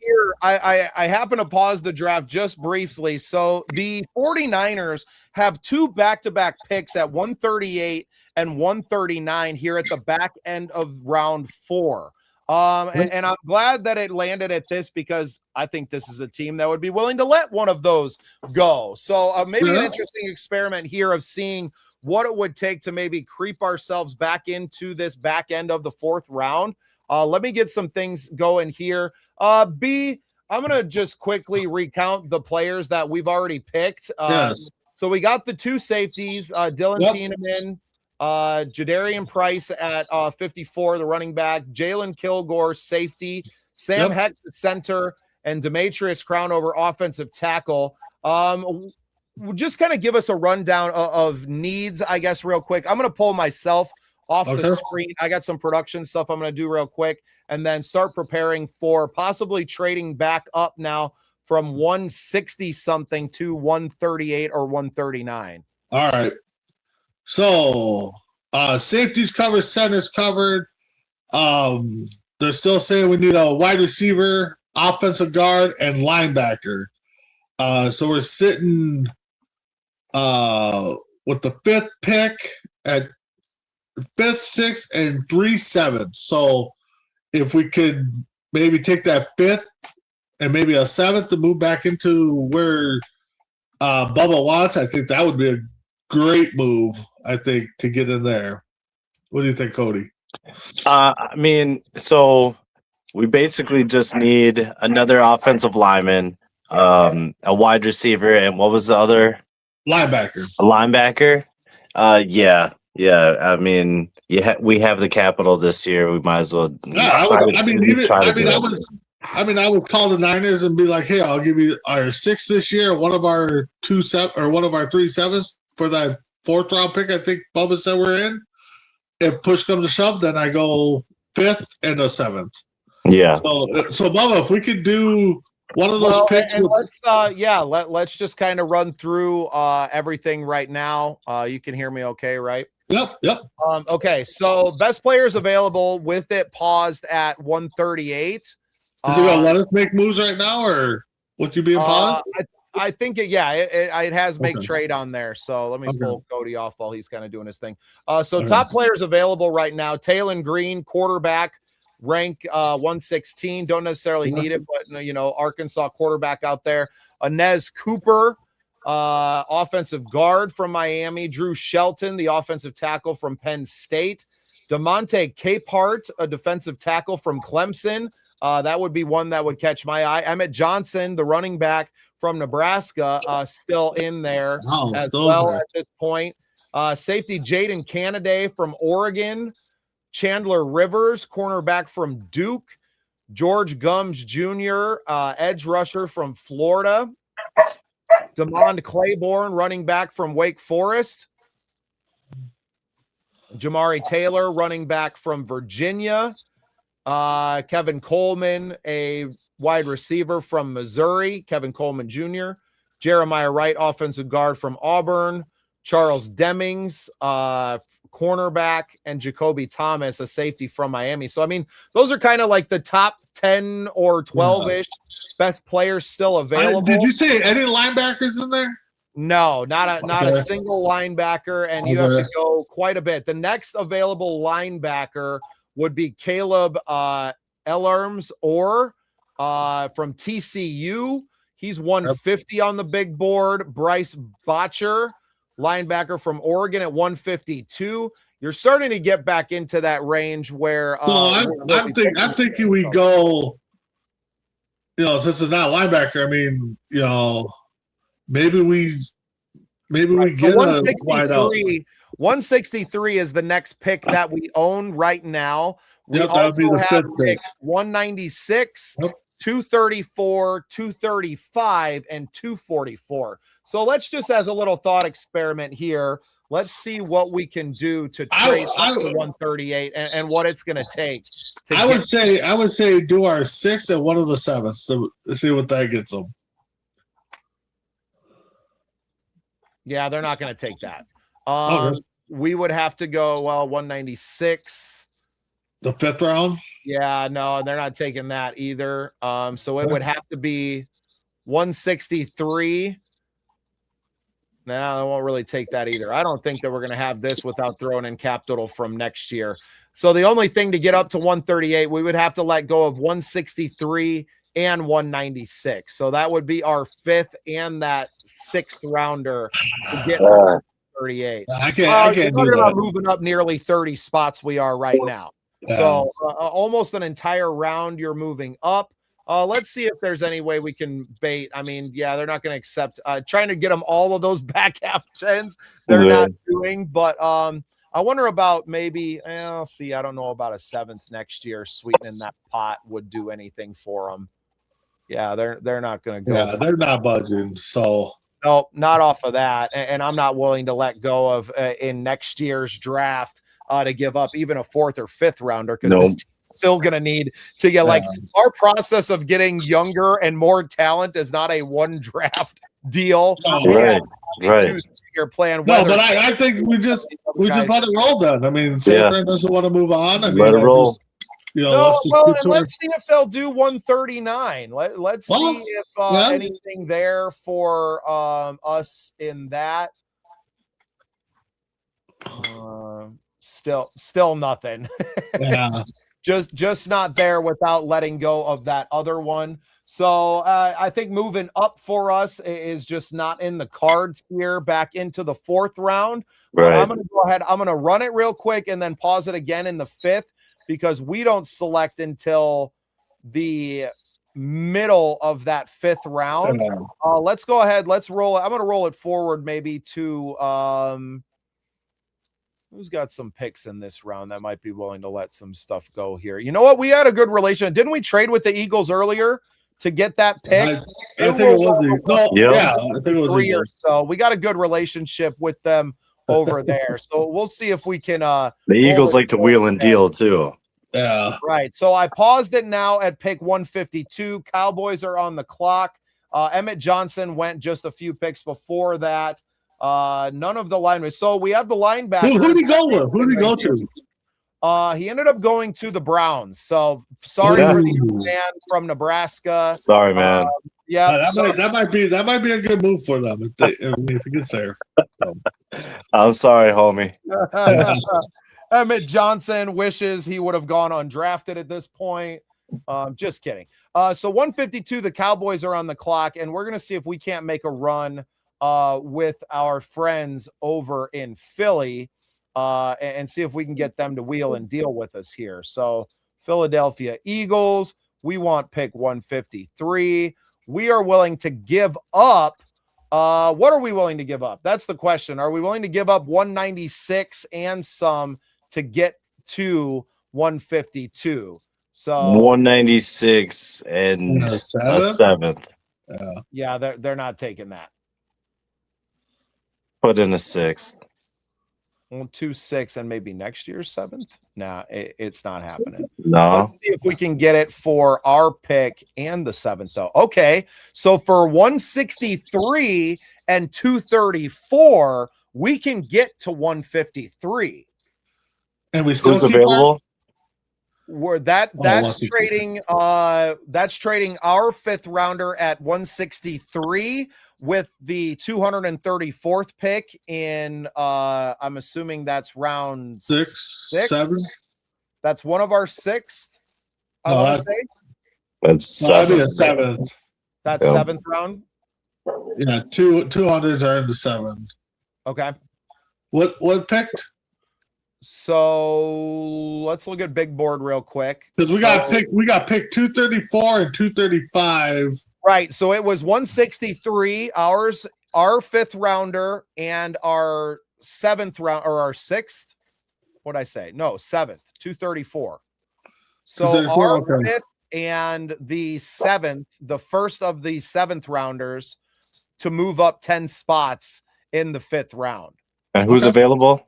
Let's check the big board real quick. So still available. Inez Cooper is the best player yet available, offensive guard. Jaden Canaday, a safety. We have a couple other running backs, another offensive guard from Auburn, Jeremiah Wright, still available.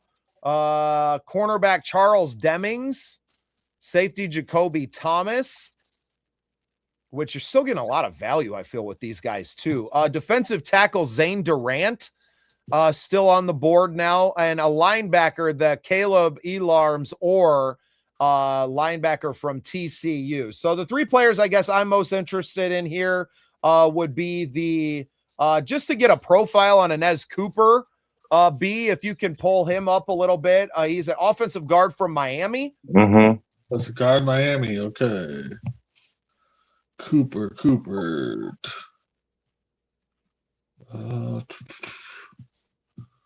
I don't see him. Offensive guard. Yeah, and we're like off the big boards at this point. No, there's no hell. I mean, yeah. Well, I mean, he's there, but you're out of the top 100. You're starting to reach. Like we said before, you're definitely looking at traits and development in these guys. You're looking for big bodies on the offensive line that you can hopefully coach up into being. I mean, these guys are probably not going to be starters in the league, but they will be your second string, or swing guards at this point. I would say you're drafting a guy in the 5th round. You're looking at the potential of coaching someone up into being a potential long-time second stringer, right? Or even Jason Kelsey. Yeah, I don't see Cooper on the board at all. Okay. And Jeremiah Wright, offensive guard from Auburn. Yep. That was the guy too. And then are you thinking the linebacker?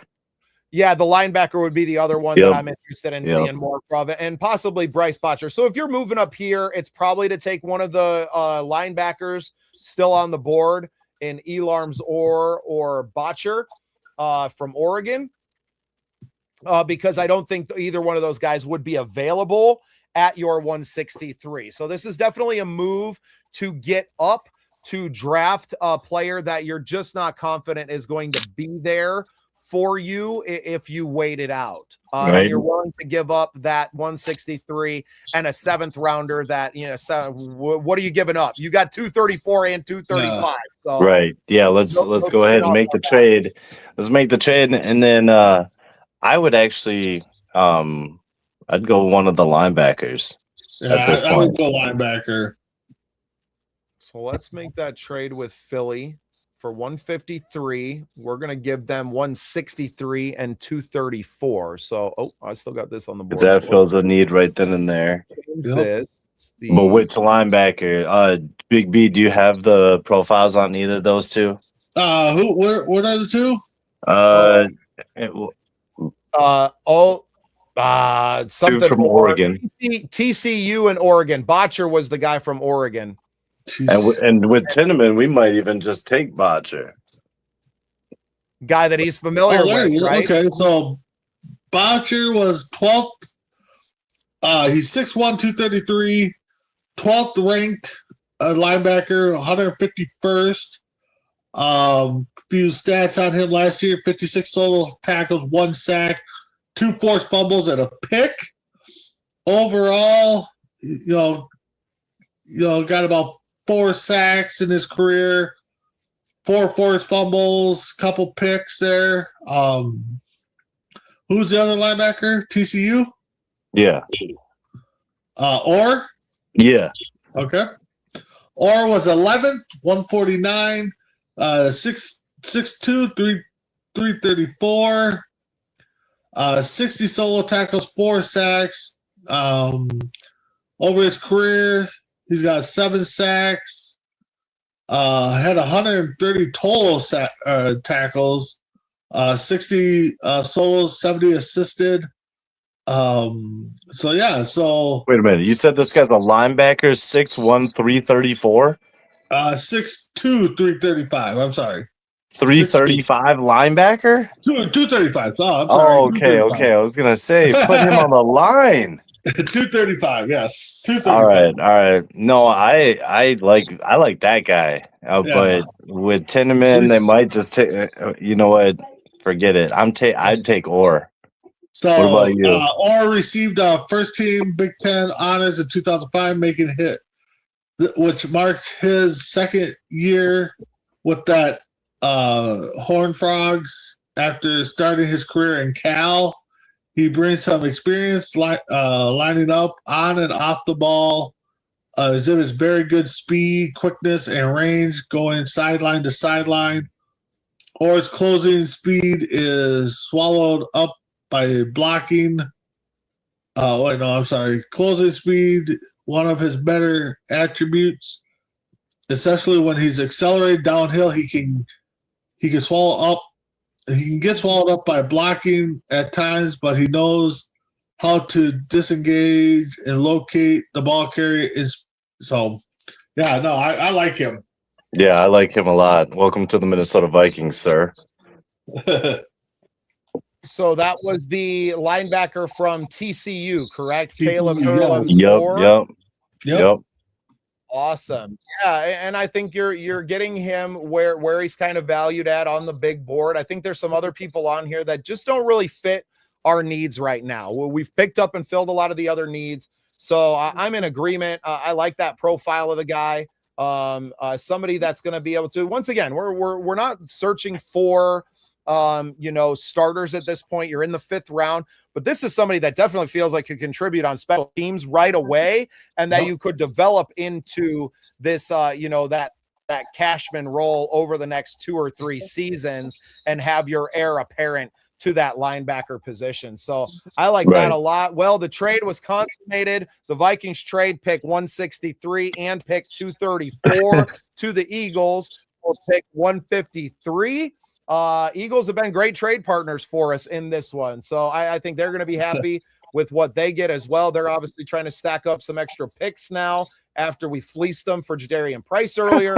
Caleb Erlams or Horned Frog staying in purple. I like it. Welcome to the Vikings, sir. No, and after this, we should type like a overview of how the picks went, so that when the draft comes, we can see how right we were. Yeah. Yeah, I'm definitely going to snap a pic of that. So with 153, the Vikings select. What do we got to say? Clip it, and it just clips. Yeah. Apparently, that's what it says. I never used that feature. But.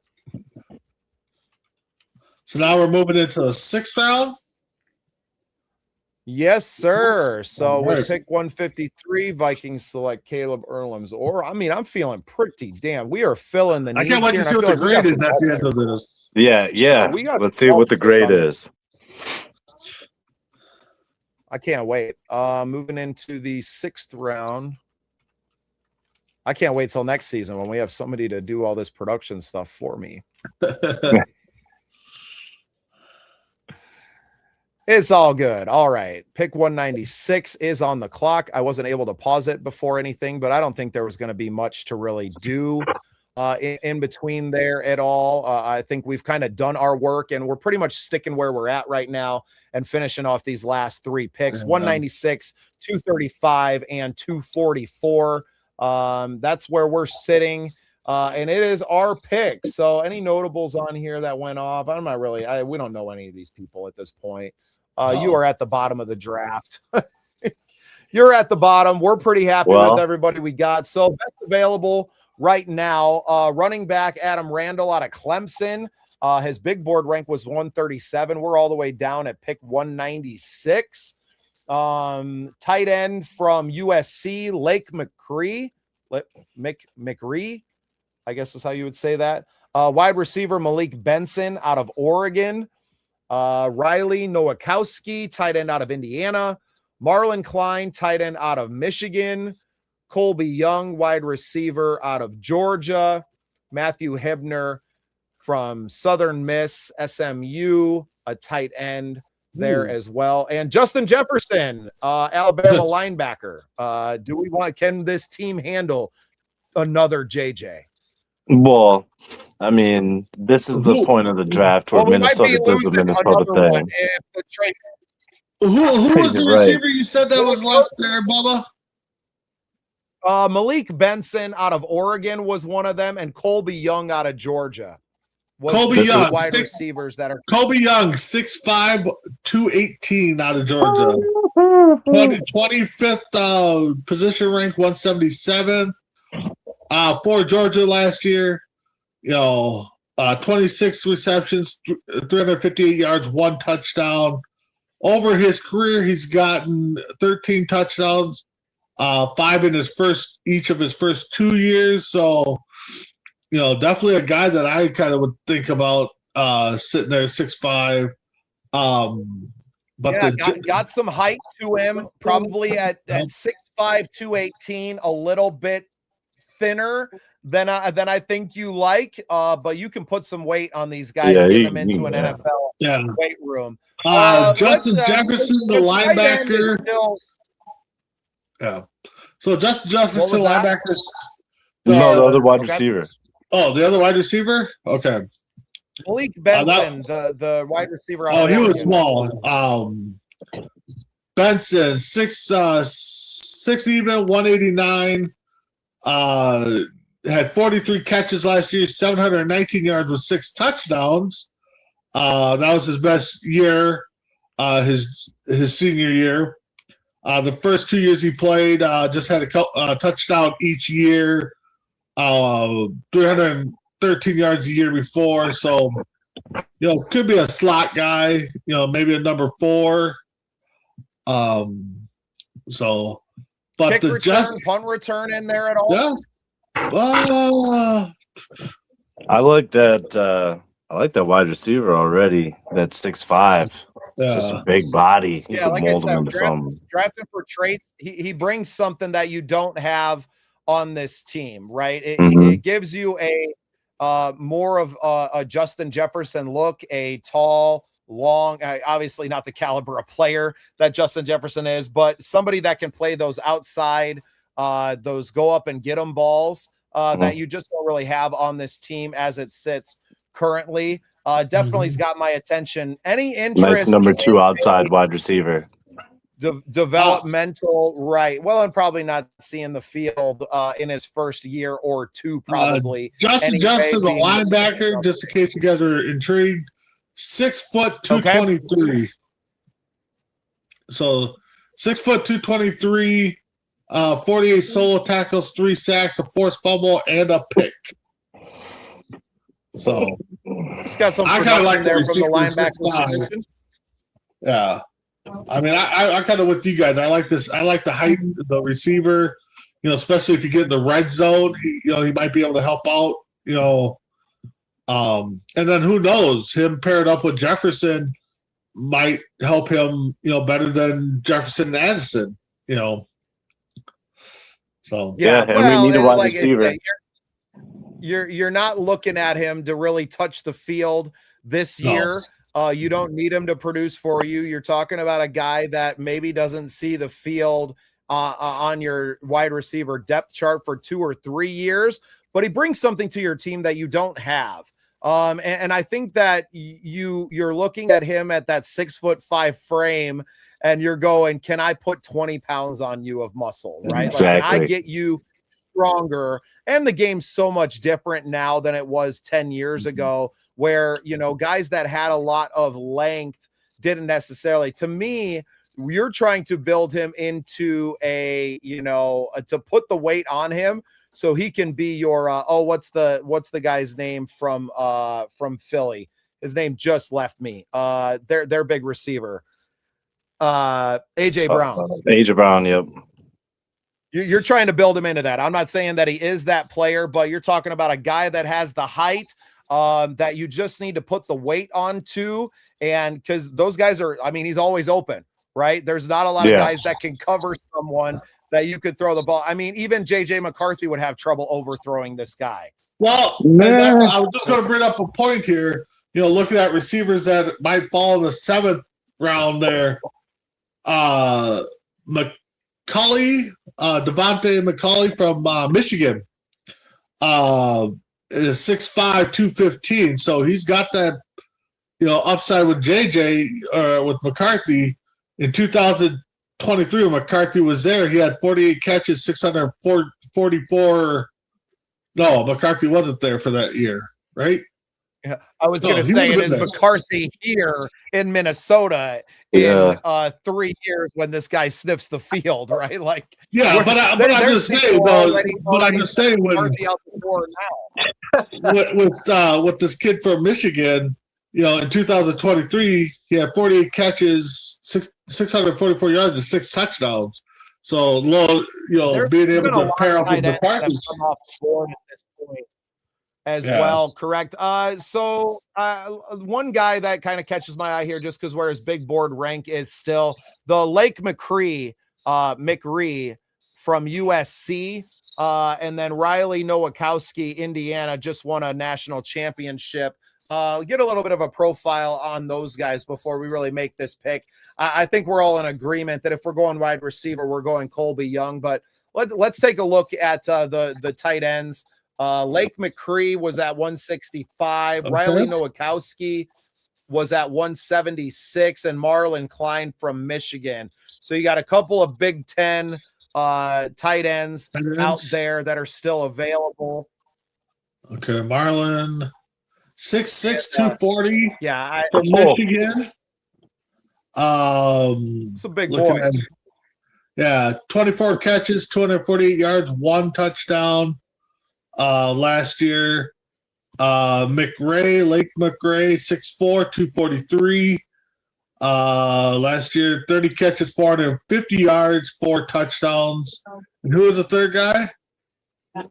Riley Nowakowski from Indiana. Riley, there he is. So coming off the championship year, 6'2", 250.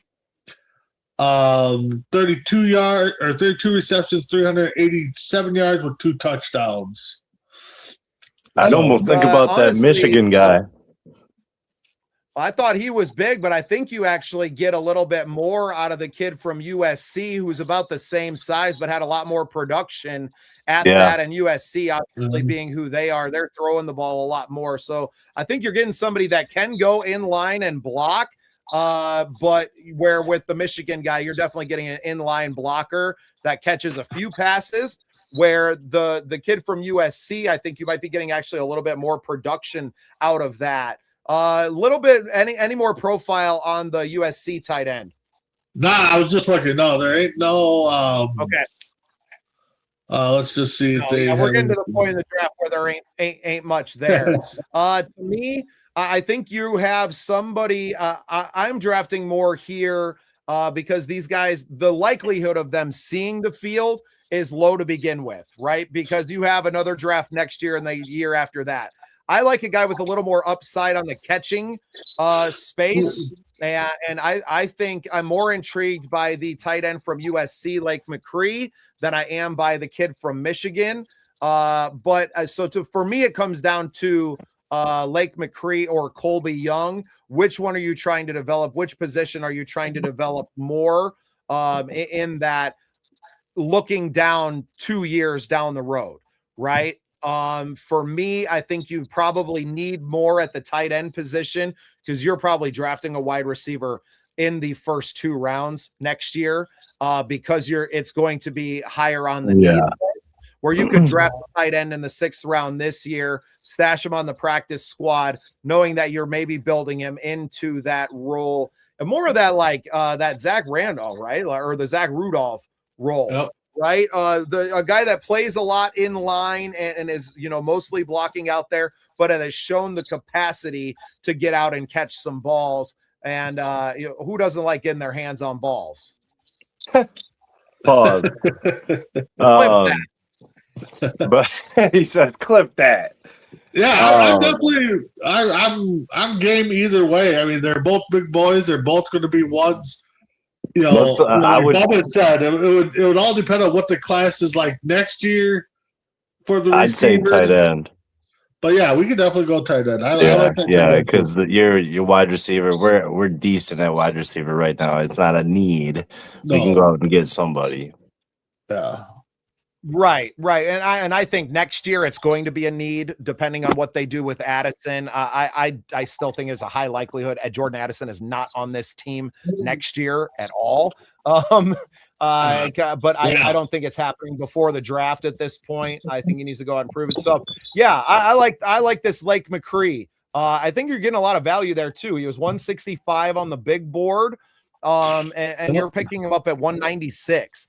So as far as that goes, I think you're getting some run here. Somebody that did produce at a team that throws the ball quite a bit, but has the size where you can maybe coach that.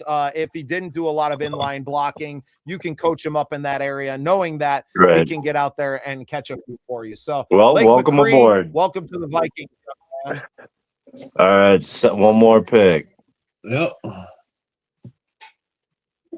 Yeah, let me get some here. So Malik Benson, wide receiver out of Oregon. Riley Nowakowski still on the board here. Toriano Pride Jr., a cornerback out of Missouri, still on the board now for us. Caleb Douglas, a wide receiver out of Texas Tech. And then Owen Heinke, a linebacker out of Oklahoma. That's piquing my interest because you know how B-Flow is. He can find value in there in some of these guys too. So we kind of talked about the wide receivers and stuff in that tight end already. Would like to know more about Toriano Pride Jr. out of Missouri, cornerback, and the Oklahoma linebacker, Owen Heinke. Might be Heineke. I don't fucking know. Let's see here. So let's see if I can find the linebacker first. There he is. So he is 18th on the big board for linebackers, 199, 6'2", 228 out of Oklahoma. Last year, 34 tackles, 3 sacks, a forced fumble. Yeah, that was his best years. So it looked like he got the start, set for his first 3 years. Who was the corner? The cornerback was, let me get back to the big board. Cornerback was Toriano Pride Jr. out of Missouri. There he is. 5'10", 185, 22nd ranked, 189th overall. Last year, only 17 tackles, 7 assisted, 2 picks, 4 pass deflected. Looks like he kind of was just a bench guy, maybe got a couple starts here and there. So overall didn't put up much there as a corner for tackles. Averaged about 17 for his 4 years there. So I lean more towards the linebacker. Yeah, well, and I think just at this point in the draft, you're looking to fill up the bottom of that roster, your special teams guys, and I think that at that linebacker position, especially given who our defensive coordinator is and what he likes, that you end up getting a lot more value in that. A guy that's 5'10" and a little undersized at that, you're not playing any special teams. You're not. Well, and then the thing is too, we take the guy that we want, and if we have 2 or 3 guys that we're kind of talking about, then we offer them, if they're still there in free agency after the draft, we sign them to the practice squad or bring them in. Right. You're definitely getting there now, right? So I think we go ahead and draft Owen Heineke, Oklahoma linebacker. Was 203 on the big board, so I feel like you're still getting some. You're getting some value at 235 here as well with one of our 7th round picks, and then we just have, I think, one more pick left after that. So 244. No, we traded it, right? Well, we traded 234 with the other one, and then came back with 230. We still had that other one, and now we are here at our last pick of the draft at 244. Toriano is still there. Another linebacker out of TCU, Nnamdi Obiazor. Would like to know more about him just because we already drafted one TCU linebacker that I know we all really liked. Okay, let's get back in there. All right, linebackers. Draft. Best available. All right, where's my linebacker? And what was his name again? Junior? What was his name, Bob? The linebacker was Nnamdi Obiazor. Oh, from TSU, yeah. So 6'3", 229, 20th position, 217th overall. Last year, 46 tackles, 2 sacks, a forced fumble, 2 picks. Looks like he's got about 9 career sacks in college. Looks like he started his last 3 years. Averaged about 45-ish tackles by himself, about 40 assisted. So he's around the ball when it comes down to it. So seems like a good special teams guy if we don't take a receiver or something. Yeah. Yeah, and I think we've kind of seen the receivers that are in there. But that also gives B-Flow some more ammunition on the defensive side. Yeah, I like it. Yeah, I mean, there's just not – I mean, obviously, you're at the back of the 7th round now. Some of these guys are probably going to be available down there. What about Eric Gentry, linebacker from USC? He's right below Nnamdi. We'll just kind of compare those two guys against each other. Although Nnamdi seemed like he had quite a bit of production. I know a Big 12 school, but those Horned Frogs have been playing some good ball these last couple of years. Got a good program down there. Where is he? I don't see him. What college? USC. USC. Eric Gentry. Oh, Eric Gentry. There he is. 6'7", 221. I know Cody's probably just getting excited with that height there. 21st overall, 218th on the big board. 51 tackles, 3 sacks, 5 forced fumbles, no picks last year. Definitely 6'7" at a linebacker, and he can't pick a damn ball off over the middle. What the hell are you doing, man? Hey, as long as he's batting them down, I don't care. 6'7", come on over. Yeah, it looks like he's a 5-year college player. About 2 to 3 sacks a year, forced fumbles. I mean, definitely a guy that looks like he's around the ball. So I like that guy. I think I'm leaning more towards the TCU linebacker with a little bit more, production on the tackle side. Pair him up with your other linebacker that you drafted out of there as well. Maybe keep that tandem together. I don't think there's anything wrong with that, especially back half of the draft. Let's go ahead and do it. This Eric Gentry is available UDFA and to do. Oh yeah, that's another thing too. One of the we draft one of the other guys available. Yep. Anything's possible. I mean, one thing is we didn't even look at quarterbacks this draft. I mean, which is probably a good thing. So. All right. Well, let me edit this. So we're going the linebacker out of TCU. Yeah. With that pick, we go. So before we get our grade there, Bubba, you tell us our grade. Who did we end up drafting? All right. So let's what's it gonna let me do here? I like that. So we drafted I should have had these rolling and going the whole time. So maybe I'll do this. I want to hear this grade. Do like vibe check. Let's go vibe check first. For you guys, I'm going to pull myself up. I'm going to do some production. I mean, how do you guys feel just kind of in your memory bank about the draft that transpired and the players that we selected as I pull up everyone's name and positions? I mean, I feel like we hit on the first few. And then, it's always tough when you get to the back half of the draft. You're just literally throwing darts blind, But getting Tinnaman right away, Price, second round, Kilgore with the third round, and then starting to work on an offensive line with the center. I'm satisfied.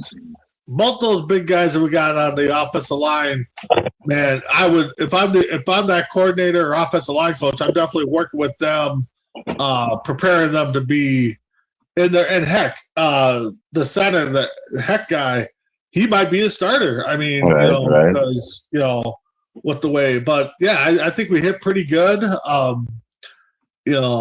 would be disappointed if ESPN gave us anything less than I think a B minus. I mean, I I wanted to see this now. I want to see this now. I do definitely want to see. Where we I might have to that. dip out early on you fellas. Okay. Oh, got a big meeting yourself there, huh? Absolutely. I'm 41 minutes late on it. Oh, yeah, we don't want to keep you, so. It's all right. It's all right. I'll just have to go 41 minutes later. Yeah. You know that? Like, it's draft season, boys. You already know. So sorry, just trying to get these up. Round 5.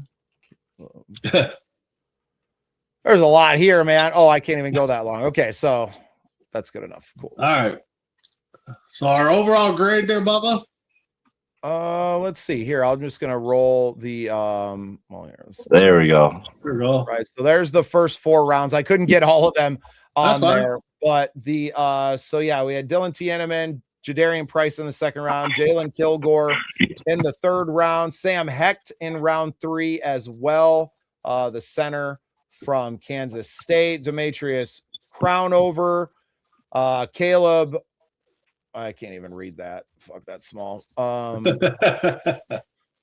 Elarms or I think we did really good for the first 4 rounds, getting those 2 offensive linemen, getting and a Dylan, running back, and like a really good running back. And the second overall running back. I mean, definitely, I'm just kind of scared with that pick because the fact that we know KLC doesn't like to run.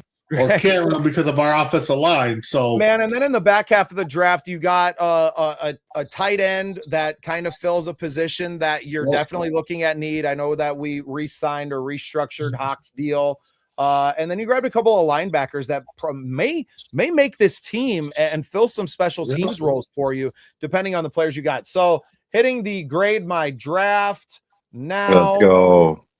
We got a B. 85 score out of that. All right. So right. Capital management was a B. Fulfilling needs was an A minus, and reaches just an A on that. So I think we did good. I think if the Vikings land somewhere in here, as far as that goes, I don't know how you hate it, right? Right. No, this is with trades that we did, though, so hopefully Minnesota takes some notes. But with that being said, now that we got a grade, hey, fellas, I got to get going. Awesome, man. Thanks for hanging out, Coach. Absolutely. You, man. I'll see you next week. Thanks for hanging sir. We'll about to go 6-0.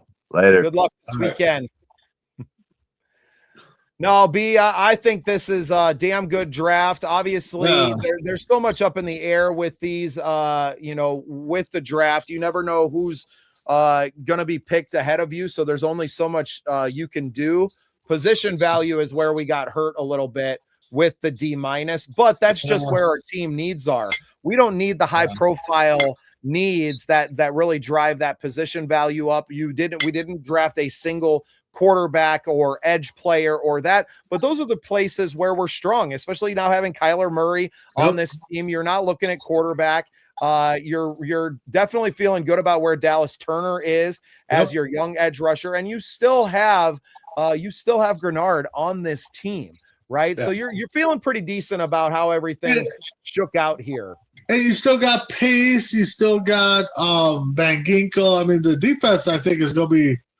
I think we're going to go as far as our defense can take us. I think our offense is still going to need to gel, especially, getting that offensive line built up. If our offensive line can block, I think our offense is going to excel. They need to get that B minus rate, or I would say their draft grade this year has to be about an A minus to B, maybe B plus, for us to be satisfied as fans. I thought we did pretty good. We were able to trade back. We were able to trade back at one point, pick up another pick, which we turned into another really good player. And then we were able to trade up. The running back, I'm surprised, Pierce or Price was still there when we drafted him in the second round, being that he's a second. I mean, there's a lot of teams out there that need running backs. So either ESPN knows something that the teams are looking at different running backs, or, there's a stronger needs for those other teams to pass on them. So definitely happy we got a good running back to go along with Mason and the rest of the running back crew. But well, and that's the best part is that he doesn't have to walk in and be the man, right? And he can develop for half the season, and as Aaron Jones' body starts to give out on him later in the year, you can fill that in. I know, does Aaron Jones, not that he is a fullback, but does he come in and kind of fill in that role when you need it? You're keeping him on this team because he can pass protect. Right. Yeah. I think that's the major reason. And you don't know what you're going to get in the draft yet. If this young man comes in and proves that he can fill that role, then maybe you're cutting an Aaron Jones. And we like the guy, but you didn't restructure and do everything that you had to do to get him. So great job. Thanks for hanging out. This was awesome. And again, too, I mean, draft day talks. I mean, we might, along with those trades, they might pull an Aaron Jones trade. They might pull a Jordan Addison trade. I mean, we were only able to trade draft capital. We weren't able to throw players into the draft and everything. Yeah, there might be another simulator we could probably look into and see for next week when we finally get closer. But no, I liked what we did. I think we all had good points and perspective. And again, if anybody's watching that knows somebody in that front office there, send them this tape, and maybe they can give us a phone call and and get that ball rolling. But they do have an opening for GM, man. So always there. Well, B, I appreciate you hanging out. I know it's late. We lost our expert analyst already, and I got to get some sleep as well. The cat's gonna be I'm on the way too. So. Awesome. Right, see you guys next week. Everything. Great job tonight. Yep, have a good one. Yeah. Goodbye. Thanks, everybody, for tuning in to our 2026 mock draft here on the Scene Project Sports Network. This was a lot of fun and just an experiment. We really wanted to dip in and to provide a little coverage for our fans with the mock draft, to give you a little bit of insight into what we were thinking out here. And I had a blast doing this with my guys. I know it was a little slow on the production side tonight, but it was a lot of fun getting to spend a few hours with my guys and to just talk football, to assess the draft as we see it, and to go from there. If you like everything that we're doing here, make sure you hit that subscribe button and become a part of the Scene Projects Sports Network. We'll see you next week. As we cheer on our Minnesota Vikings, let's also recognize true heroes. Pillars of Valor Coffee isn't just about exceptional taste. It's a veteran-owned company with a powerful mission. With every purchase, you're directly contributing to programs that empower and support veterans and first responders. Imagine starting your day with a rich, bold coffee that also fuels a vital cause. Pillars of Valor Coffee is dedicated to making a tangible impact, honoring those who've served our nation and communities. Join them in their mission. Visit pillarsofvalor.com to learn more and get your bag today. Pillars of Valor Coffee. Great coffee, greater purpose.